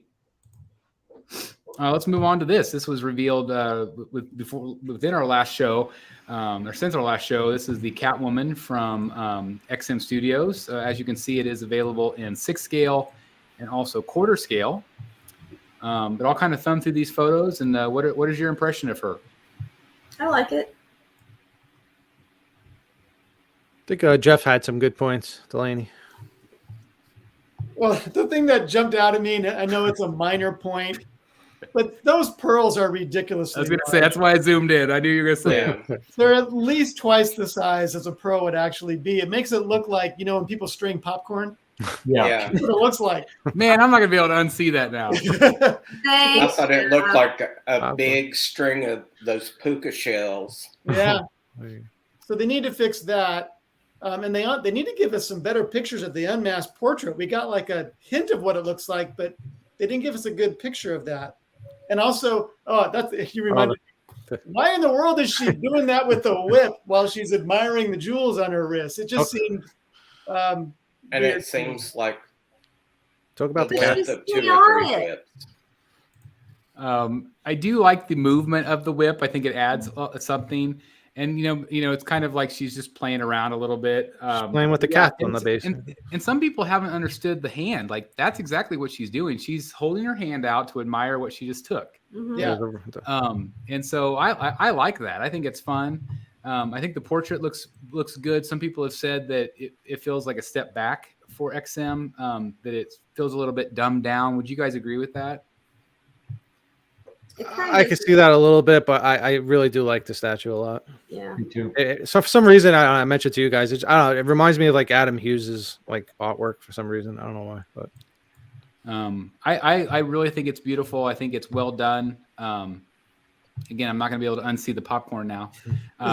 But, and I think part of the issue is that not everybody likes the purple Catwoman.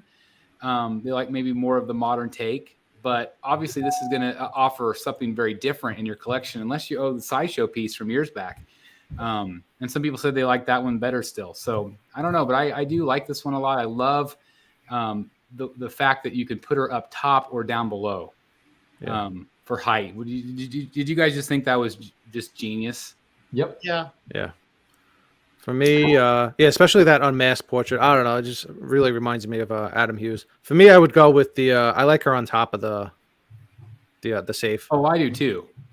Yeah. I like it much better up there. Some people say, why would you have the cats with her robbing a bank, or why would they be with her? So I can understand that point a little bit. The cats are literally playing with her on the statue. The cat's touching the whip, and the other one's rolling over. Cats are a dime a dozen. They're going to be everywhere. And well, she's also not robbing a bank. I think there's a W on that safe. I think she's robbing Bruce Wayne. Oh, there you go. Good point. Yeah. There is a W on there. So maybe as I really like this one though. And so there you can see her down on the base versus on top. Again, I like her up top, but I just love the fact that you could do that. I think that was just genius on their part for height and space, whatever your collection might be. So I would love to see that more often. I think she's sculpted very well. I think the body looks incredible. And I just feel like it's kind of playful and flirtatious a little bit with the whip doing that. But a lot of detail on the base, obviously. Great observation with the W, Jeff. What kind of money is that? Fake. Fake money. Yeah. It's Gotham money. So this is $8.95 plus shipping. She looks great. What do you think of that price?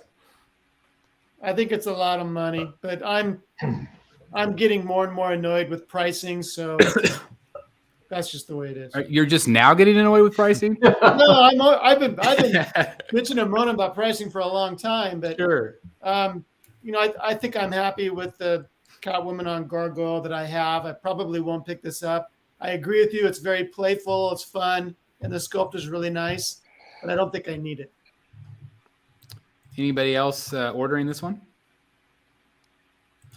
Not for me. It's a little reminiscent of the new Sideshow Catwoman too. It's where she's like holding out the jewels and like admiring the jewel.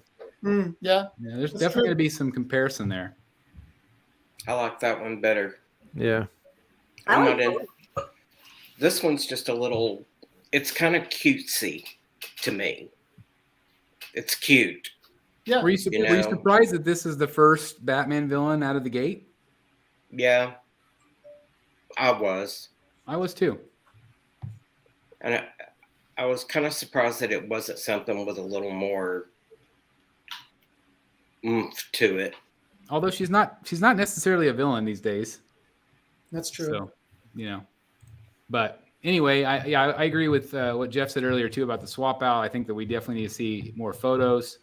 Or was that Eric that said that? I can't remember who said that. That was me. But yeah, okay. I think they're going with like a Veronica Lake thing with the hair going over one eye. Mm-hmm. Yeah. So anyway, half the audience right now is saying, "Who in the world is Veronica Lake?"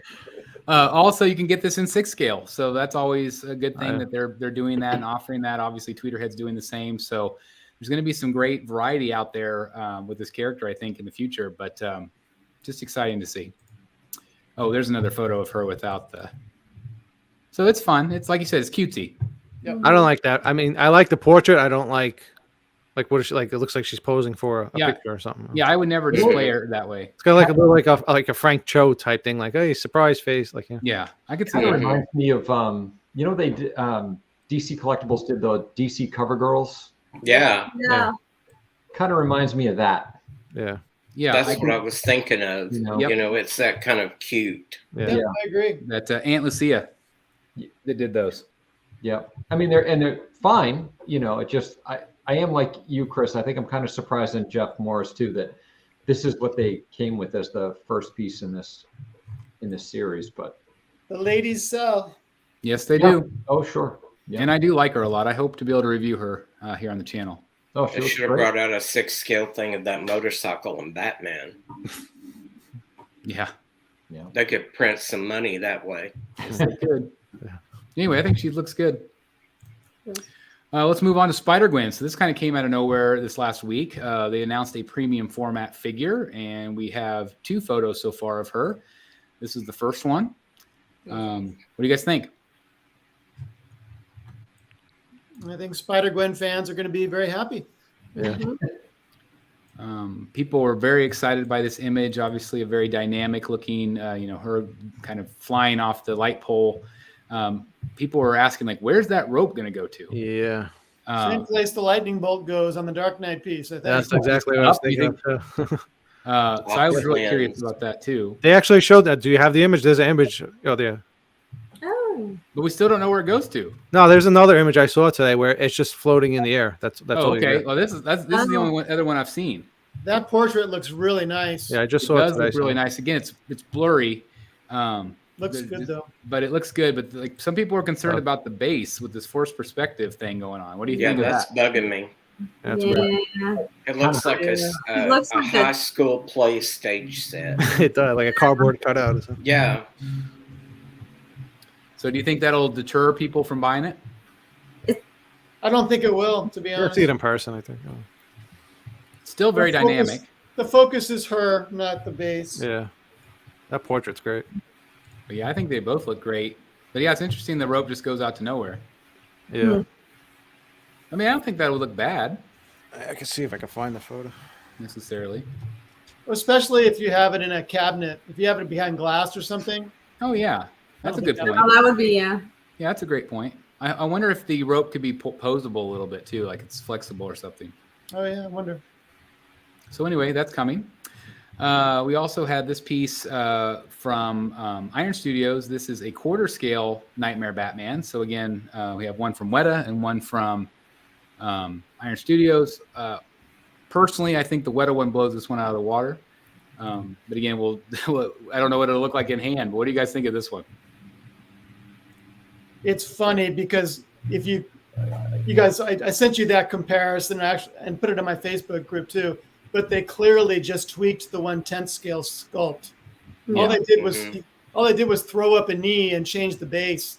Even the folds of the jacket and the pants are identical between the 1/4 and the 1/10. Do you feel like it works blown up though? It's just a standard pose. It's nothing inspired, but it's fine. But it's also what, $1,000? Yeah, it's $1,000. What's the pose on the Weta? I mean, there's not 15 cents difference in the way they look, really. I just think the quality is different. The texturing. I personally would feel better putting down money if I was going to pre-order one to Iron Studios, but that's just me. Well, and again, you kind of know what you're going to get with Iron Studios. Yeah. Versus, there's still some question, obviously, with Weta right now. And I know sometimes their stuff doesn't look weathered in the initial pictures, but then when it comes, it is. Like all of those Avengers look pretty clean. There's definitely some nice weathering here on the boots. You can see the bottom of the cape has some. I feel like the cape to me looks a little plasticky here. But again, just going off of photos, so who knows what it looks like in hand. But I agree about that, about the plasticky comment. Mm-hmm. And I have one of my favorite pieces in my collection is my Joker 3rd scale. And Dan can attest to this too. Like it looks great, but the texturing is just so different that, like if you look at the coat, like it looks kind of plain and plasticky at times.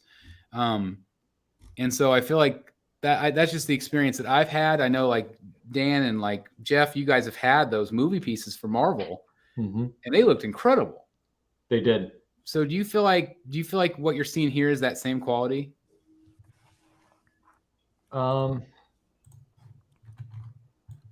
I don't think that's an actual picture of it. I think that's a computer generated figure. Even that. Could be. I don't know. I mean, sometimes the renders are very difficult to tell what's real and what's not. Yeah. The colors look too bright. So one of the things that Iron Studios that I was always really happy about with my Marvel pieces where the colors seemed really accurate, right? It wasn't like best way I can say it is oversaturated, right? This piece looks oversaturated. I agree. Yeah. And so that's a problem for me. And none of the pieces that I had from them from Marvel were like that. And I'm talking about pieces that are, 4 or 5 years old. Right. So this would be a big step backwards for them if this is indeed is an actual, even prototype. But yeah, I mean, especially you think about the scene that this is taken from, or the sequence, I should say, and there's nothing vibrant about it, right? No, very dark and gritty. Dirty, dark, Yeah. And this just doesn't say that to me. So well, that makes me, I think Jeff's right on the money. I think this absolutely could be a render. Yep. I agree with him. Which would reflect that there's just not as much color detail. Even the texture though, Chris, and I know your Joker piece and, especially now having seen it in person, yeah, it's under textured. The body doesn't quite live up to the same level of quality and detail as the portraits, and the portraits are amazing. Right. But, I was just thinking about, it's actually a similar pose, right? The Captain America piece that Iron Studios did with Chris Evans. He's got a leg up and the whole thing. And it had texture for days. I mean, the suit was just awesome. And this is not as intricate as that, quite frankly.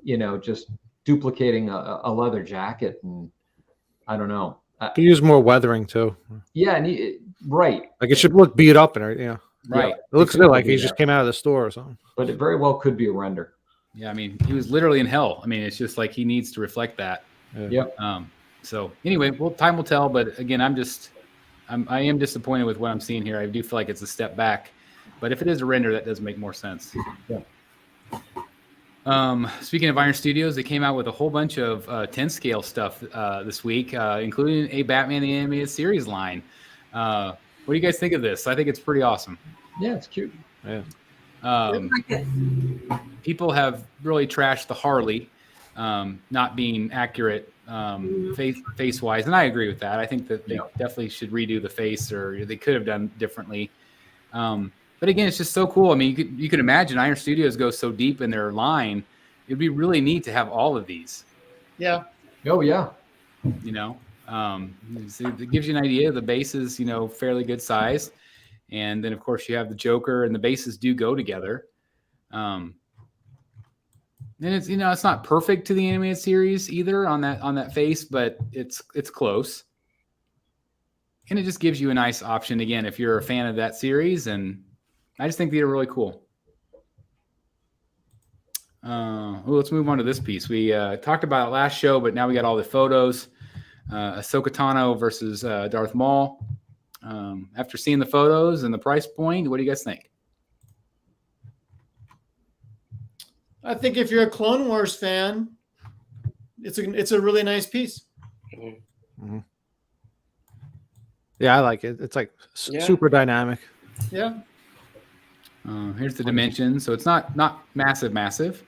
I do still love the way they did the lightsabers, to show movement. I thought that was really clever. I was comparing it to the Venom versus Spider-Man diorama, the way they're making these characters look like they're falling off the base. So I kind of like that. It's kind of cool. It's like very adds a lot of like I said, it's very dynamic. Yeah. We have a lot of good Ahsoka options this year. Yeah. Just tells you how popular of a character she's become. Yeah. So anyway, it's fun though, because we have one from Clone Wars, we have one from Star Wars Rebels, and then we have one from The Mandalorian. It's kind of fun. Lots of options. Yeah. So anyway, I think this one turned out really great. I'm really excited for collectors. This one, I believe, was from Kotobukiya. And I can't remember who sculpted this. Was this Brian? This is the K-Bros, isn't it? Yeah, Kacherik, yeah, I think, Brian Kacherik, right? Yeah. And this is a cable, and it's a pretty sizable piece from them, but this is from Kotobukiya, so I did want to share these images. What do you guys think? I think it looks pretty good. It's not bad. I personally, I know that Liefeld drew his head small, but I think his head looks too small here. I agree with that. Yeah. I didn't notice until you said that, but you're right. And I think, isn't this like $685 or something like that, the price? It's pretty pricey. And it's 1/6 scale, right? Yes. It's kind of pricey. When you think about it, you can get the premium format for about that, maybe a little bit more. I mean, it is bulkier than some of their other things that they've done. I mean, the base, obviously, you can see is quite big. Yeah. There's a lot going on. So there's a lot going on. So I could see where the price point is higher. I still feel like it's crazy high. I mean, excuse me. Ever since they started working on the Mythos line, the Kucharik brothers have been like on my radar, and he's like one of my new favorite sculptors now. So I just really like all of his work. The way he makes pieces, like the flow of the design that he does, just really eye catching to me. All of his work. So I feel like the piece. I feel like, you know, again, nothing against Kotobukiya, but obviously the price point usually is lower, and I feel like their finishes are lower than, let's say, a premium format. And I feel like his sculpt is probably way better than what we're seeing here. Does that make sense? Could be, yeah. I think so. In terms of finished, you know, quality of what they're able to print out at Kotobukiya. Because I feel like, you know, as a sculptor, I agree with you, Eric. I think he's phenomenal. Mm-hmm. So again, you can really get a sense of the size here. It's a pretty good size piece. So anyway, that's that. Let's move on to. Are you guys hearing a lot of air noise? Yeah, I can hear it. A little bit. I don't know what that's coming from. Sorry about that, guys. I don't know where that's coming from. But anyway, just stopped. Yeah, I don't hear it now. It stopped. Yeah. Ta-da. I think it's for me, so that's one of the reasons why I put it on mute. So There's like Oh, an air okay, no conditioner. problem, Ashley. No problem. So sorry, I just had something fall above me. Apparently, I didn't even know it was like white noise in the background. It was kind of it was relaxing, actually. Yeah, I was gonna say everybody will go to sleep during the show. This is the Mira from J&D. We got the full reveal of her. Obviously, like, she sold out in minutes, like all the J&D apparently do. But what do you guys think of Mira? I think she looks pretty fantastic. I think the likeness is better in profile than head on. Agreed. Yeah. Yeah, I agree, especially from their video. Did we ever find out? I asked you guys if the suit is sculpted or fabric, because I'm still fascinated on how they painted all those little tiny dots, or if it is fabric. I still don't know. I think it's sculpted. I mean, it's probably painted, I guess. Yeah. I think very it's time consuming. If you look at that right there, that looks sculpted to me. Yeah. And the other bodies, for the most part, like Catwoman was sculpted. So I don't know. It's very intricate. Yeah. Kind of a big edition size for them, I thought. Yeah, I just think that they think that she'll be popular. But I just don't know how popular she'll be. I just don't know. Yeah. So let's move on to this one. This one I'm going to clarify because Koto gets mad at me when I say this, but it's not Kotobukiya. It's Koto USA, right? Koto. Yeah, correct. Yeah. Koto Ink. And this is a piece that I've actually considered a few times recently to buy. So I love Batman versus Joker. But I have to keep reminding myself that this is a very small piece. Mm-hmm. But what do you think of it? I'm also concerned about the paint on this one. Well, did you see that picture someone put? Yeah, there you go. That's kind of that's pretty bad. That's so bad. This to me is horrendous. Yeah. I mean, it's literally unpainted. It's unpainted. Yeah, there's no paint on his face. Yeah. And there's why would the teeth be? The teeth are not painted. Mm-hmm. I'm amazed. Are you guys amazed? It's horrible. Yeah. Yep. Oh yeah. That's like awful. why would you not paint it? And it's funny that you say that, because I think I noticed this on the one photo. I think the color of his eyebrows are different than his hair color. And what's odd is Batman and the rest of the statue is actually somewhat decent. It's just the Joker's face. Batman looks good, and Joker looks good, but it's like they forgot his face. Yeah, there's the two different colors, Ashley, right there.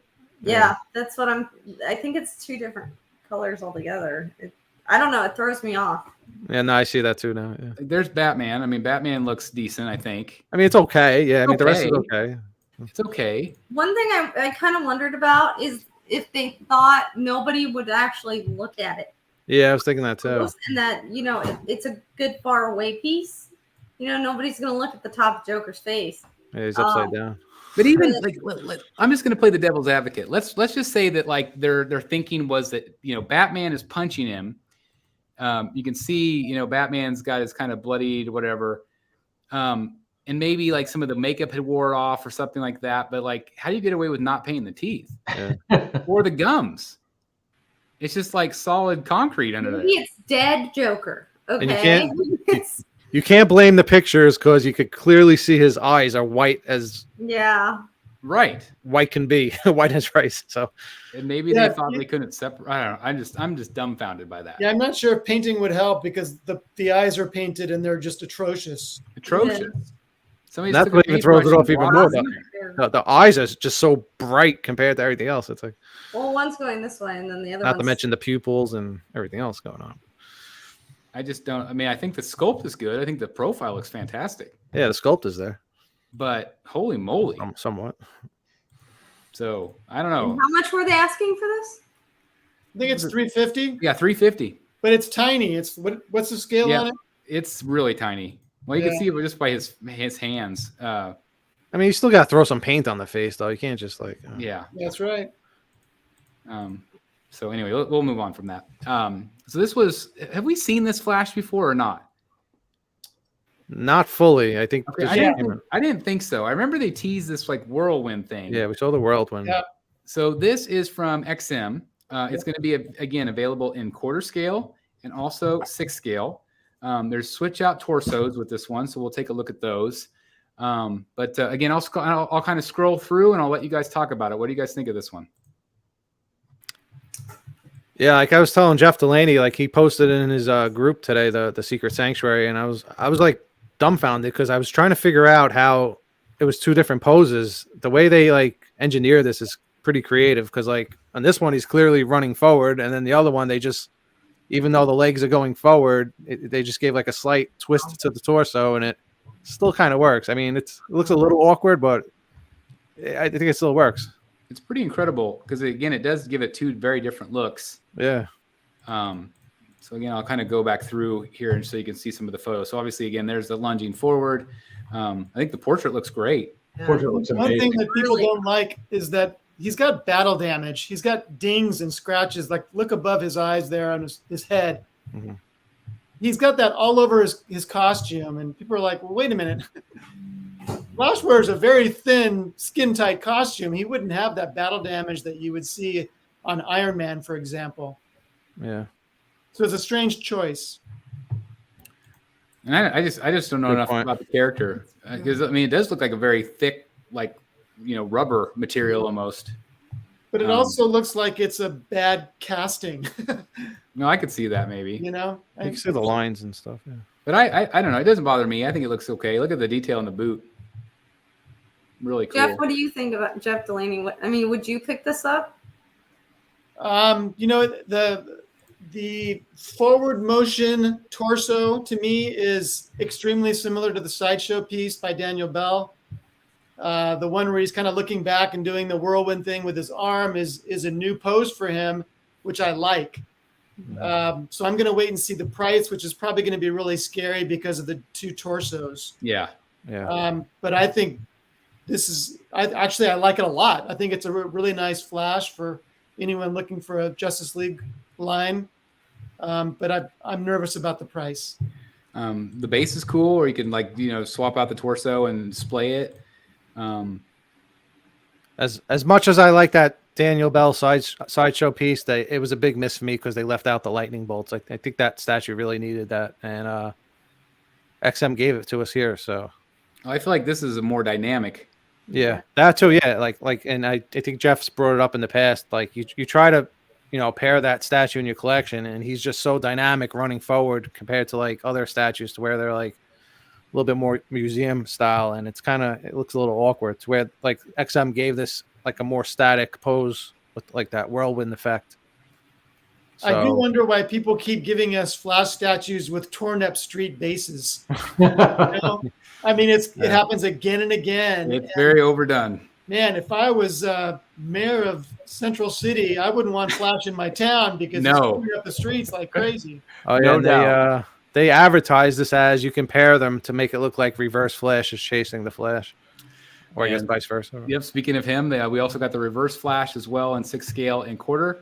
I'll kind of scroll through these. I think this one looks good. I don't like it near as much as the Flash one. But what do you guys think of this one? I think he's going to sell really well. I think a well done quarter scale Reverse Flash is going to be very popular. They did a 6 scale one. All right, is this the same as the 6 scale and they made it bigger? I forget. I feel like it's different.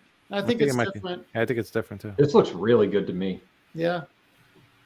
Yeah, I mean, gave him, they changed up the, what he's doing with his hands. I mean, not just the fist, but, he doesn't have the outstretched fingers, the full sprinter. It just looks different enough. I love it. I actually like the base on that too, of the stop sign and everything. Yeah, I love the idea of him chasing too. I think that's really cool. That's really cool. Make a nice display on a shelf. Yeah, beautiful colors. 2 of them. Yeah. And yeah, it's just going to go very well together again with the concrete base and the rebar flying up and all that stuff. But yeah, I think these look really great. Again, I feel like XM's really been on a roll lately. And cool stands. They turn into busts. So yeah, so neat. And look at that. Look at them together. yeah. They look great together. They really do. A lot of storytelling there. That's awesome. This was teased by Ang Sang today, or Sang Ang. I can't remember which piece this is. Is this the Night or the Robin King?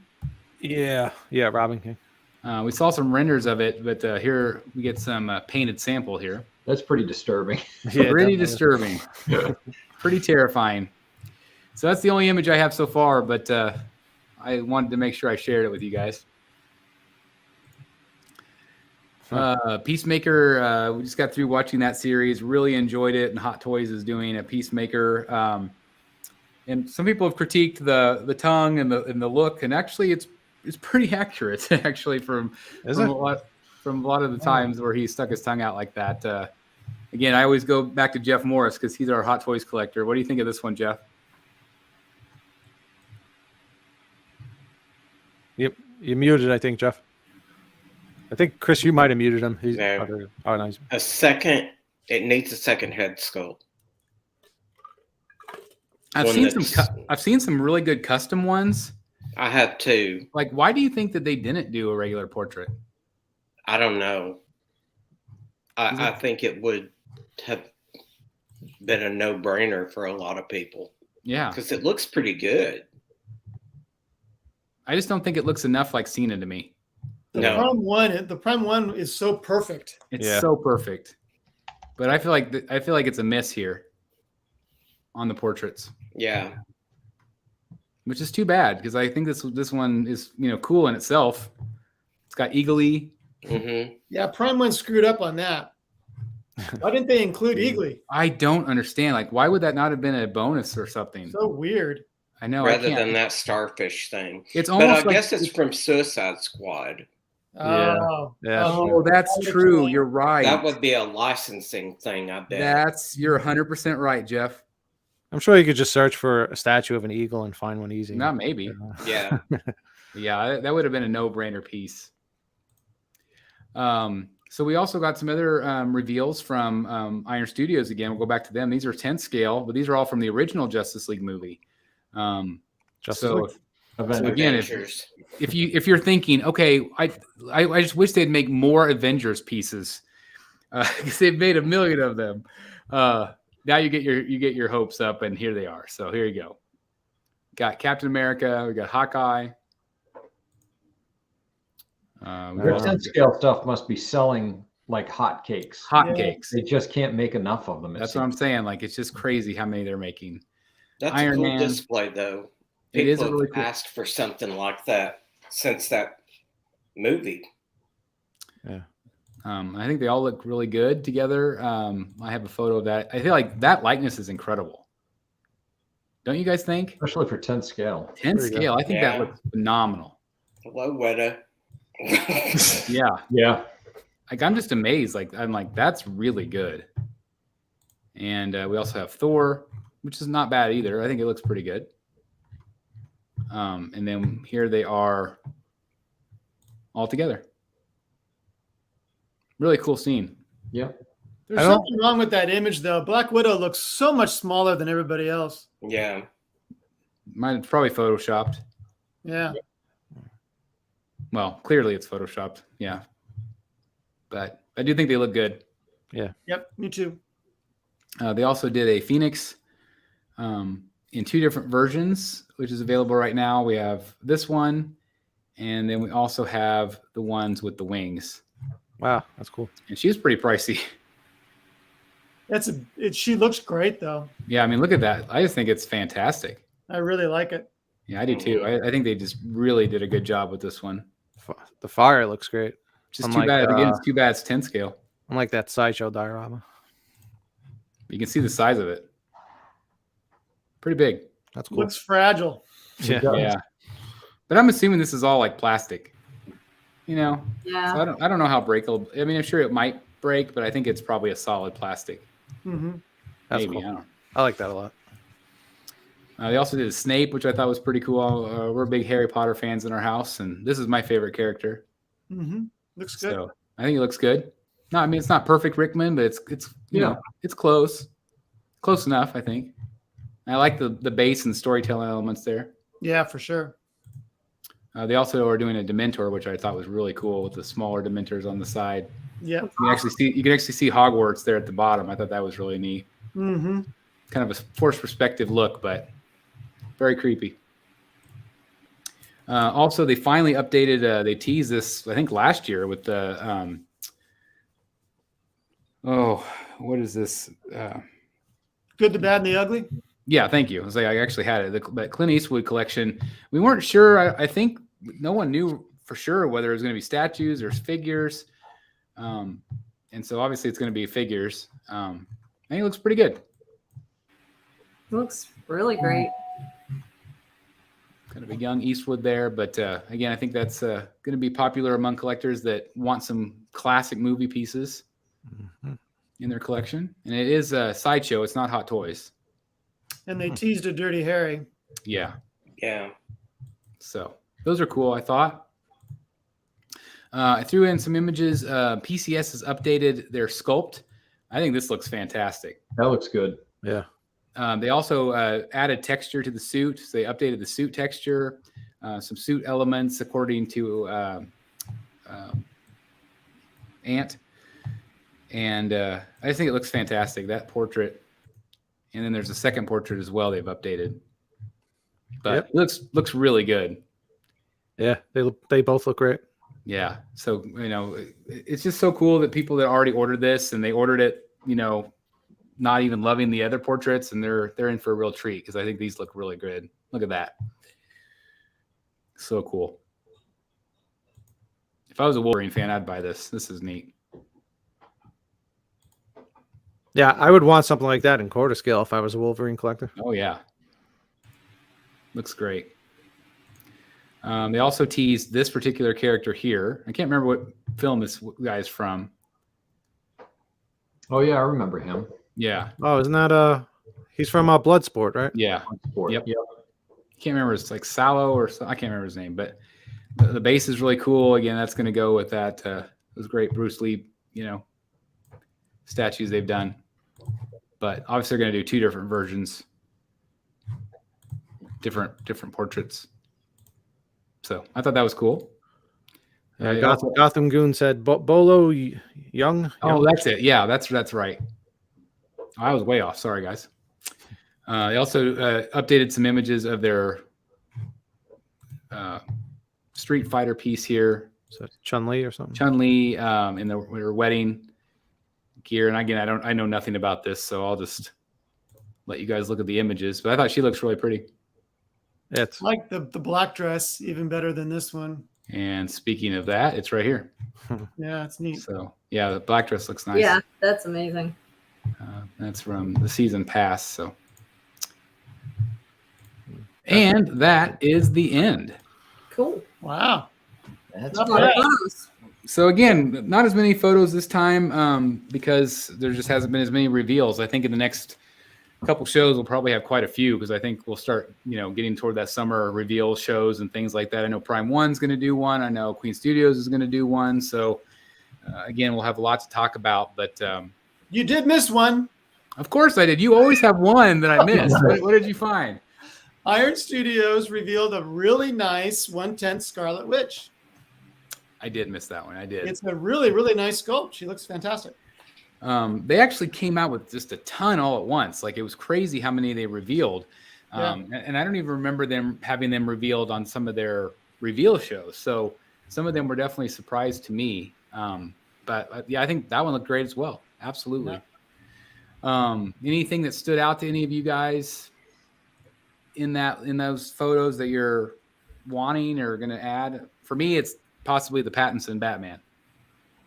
I'm curious to see what they've done with it from a pose standpoint. Yeah. Real curious. But from the pics, I think the most impressive piece was the Flash reverse Flash set looked really cool, especially together. Wow. Yeah.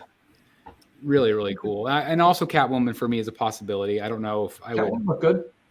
I don't know if I have a place or need a purple Catwoman. Yeah. And I am getting that Sideshow piece that's coming out. So it's like, what do I do? It'd be interesting to see what Batman they give us to go with that purple Catwoman. Correct. And that makes me kind of wonder if they're all going to be kind of a 90s classic, more of a classic versions of these characters, which I don't know if I would be as interested in. Me neither. And which is good and bad because I'm anxious to see what they do. And I really want some characters that I know they're going to do, probably Penguin and Riddler and Two-Face. I know they're going to do these characters. But I just don't know if they go that direction. I'm a little worried I won't like them. Yeah. So time will tell. And maybe we'll get multiple Catwomans. I don't know. Yeah. We'll see. Ashley, did you see anything there that you would be interested in, or are you holding I really like the purple suit Catwoman. I like both portraits. I've kind of looked at maybe getting it. I just don't have room for it right now. Yeah.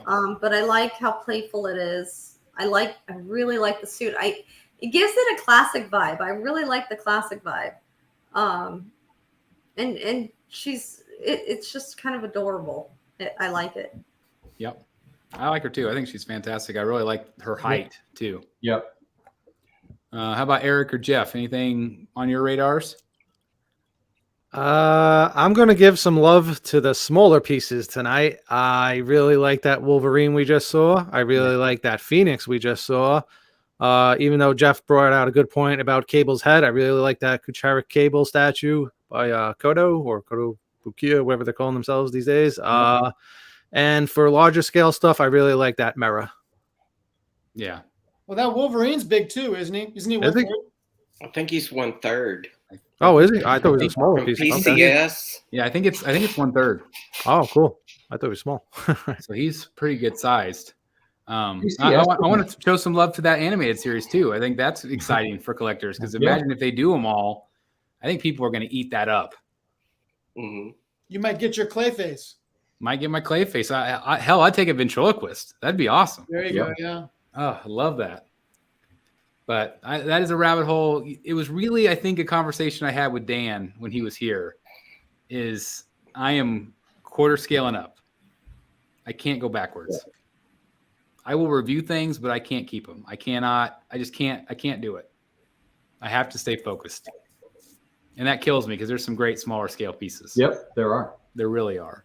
But at the end of the day, it's space and money, and it's more space.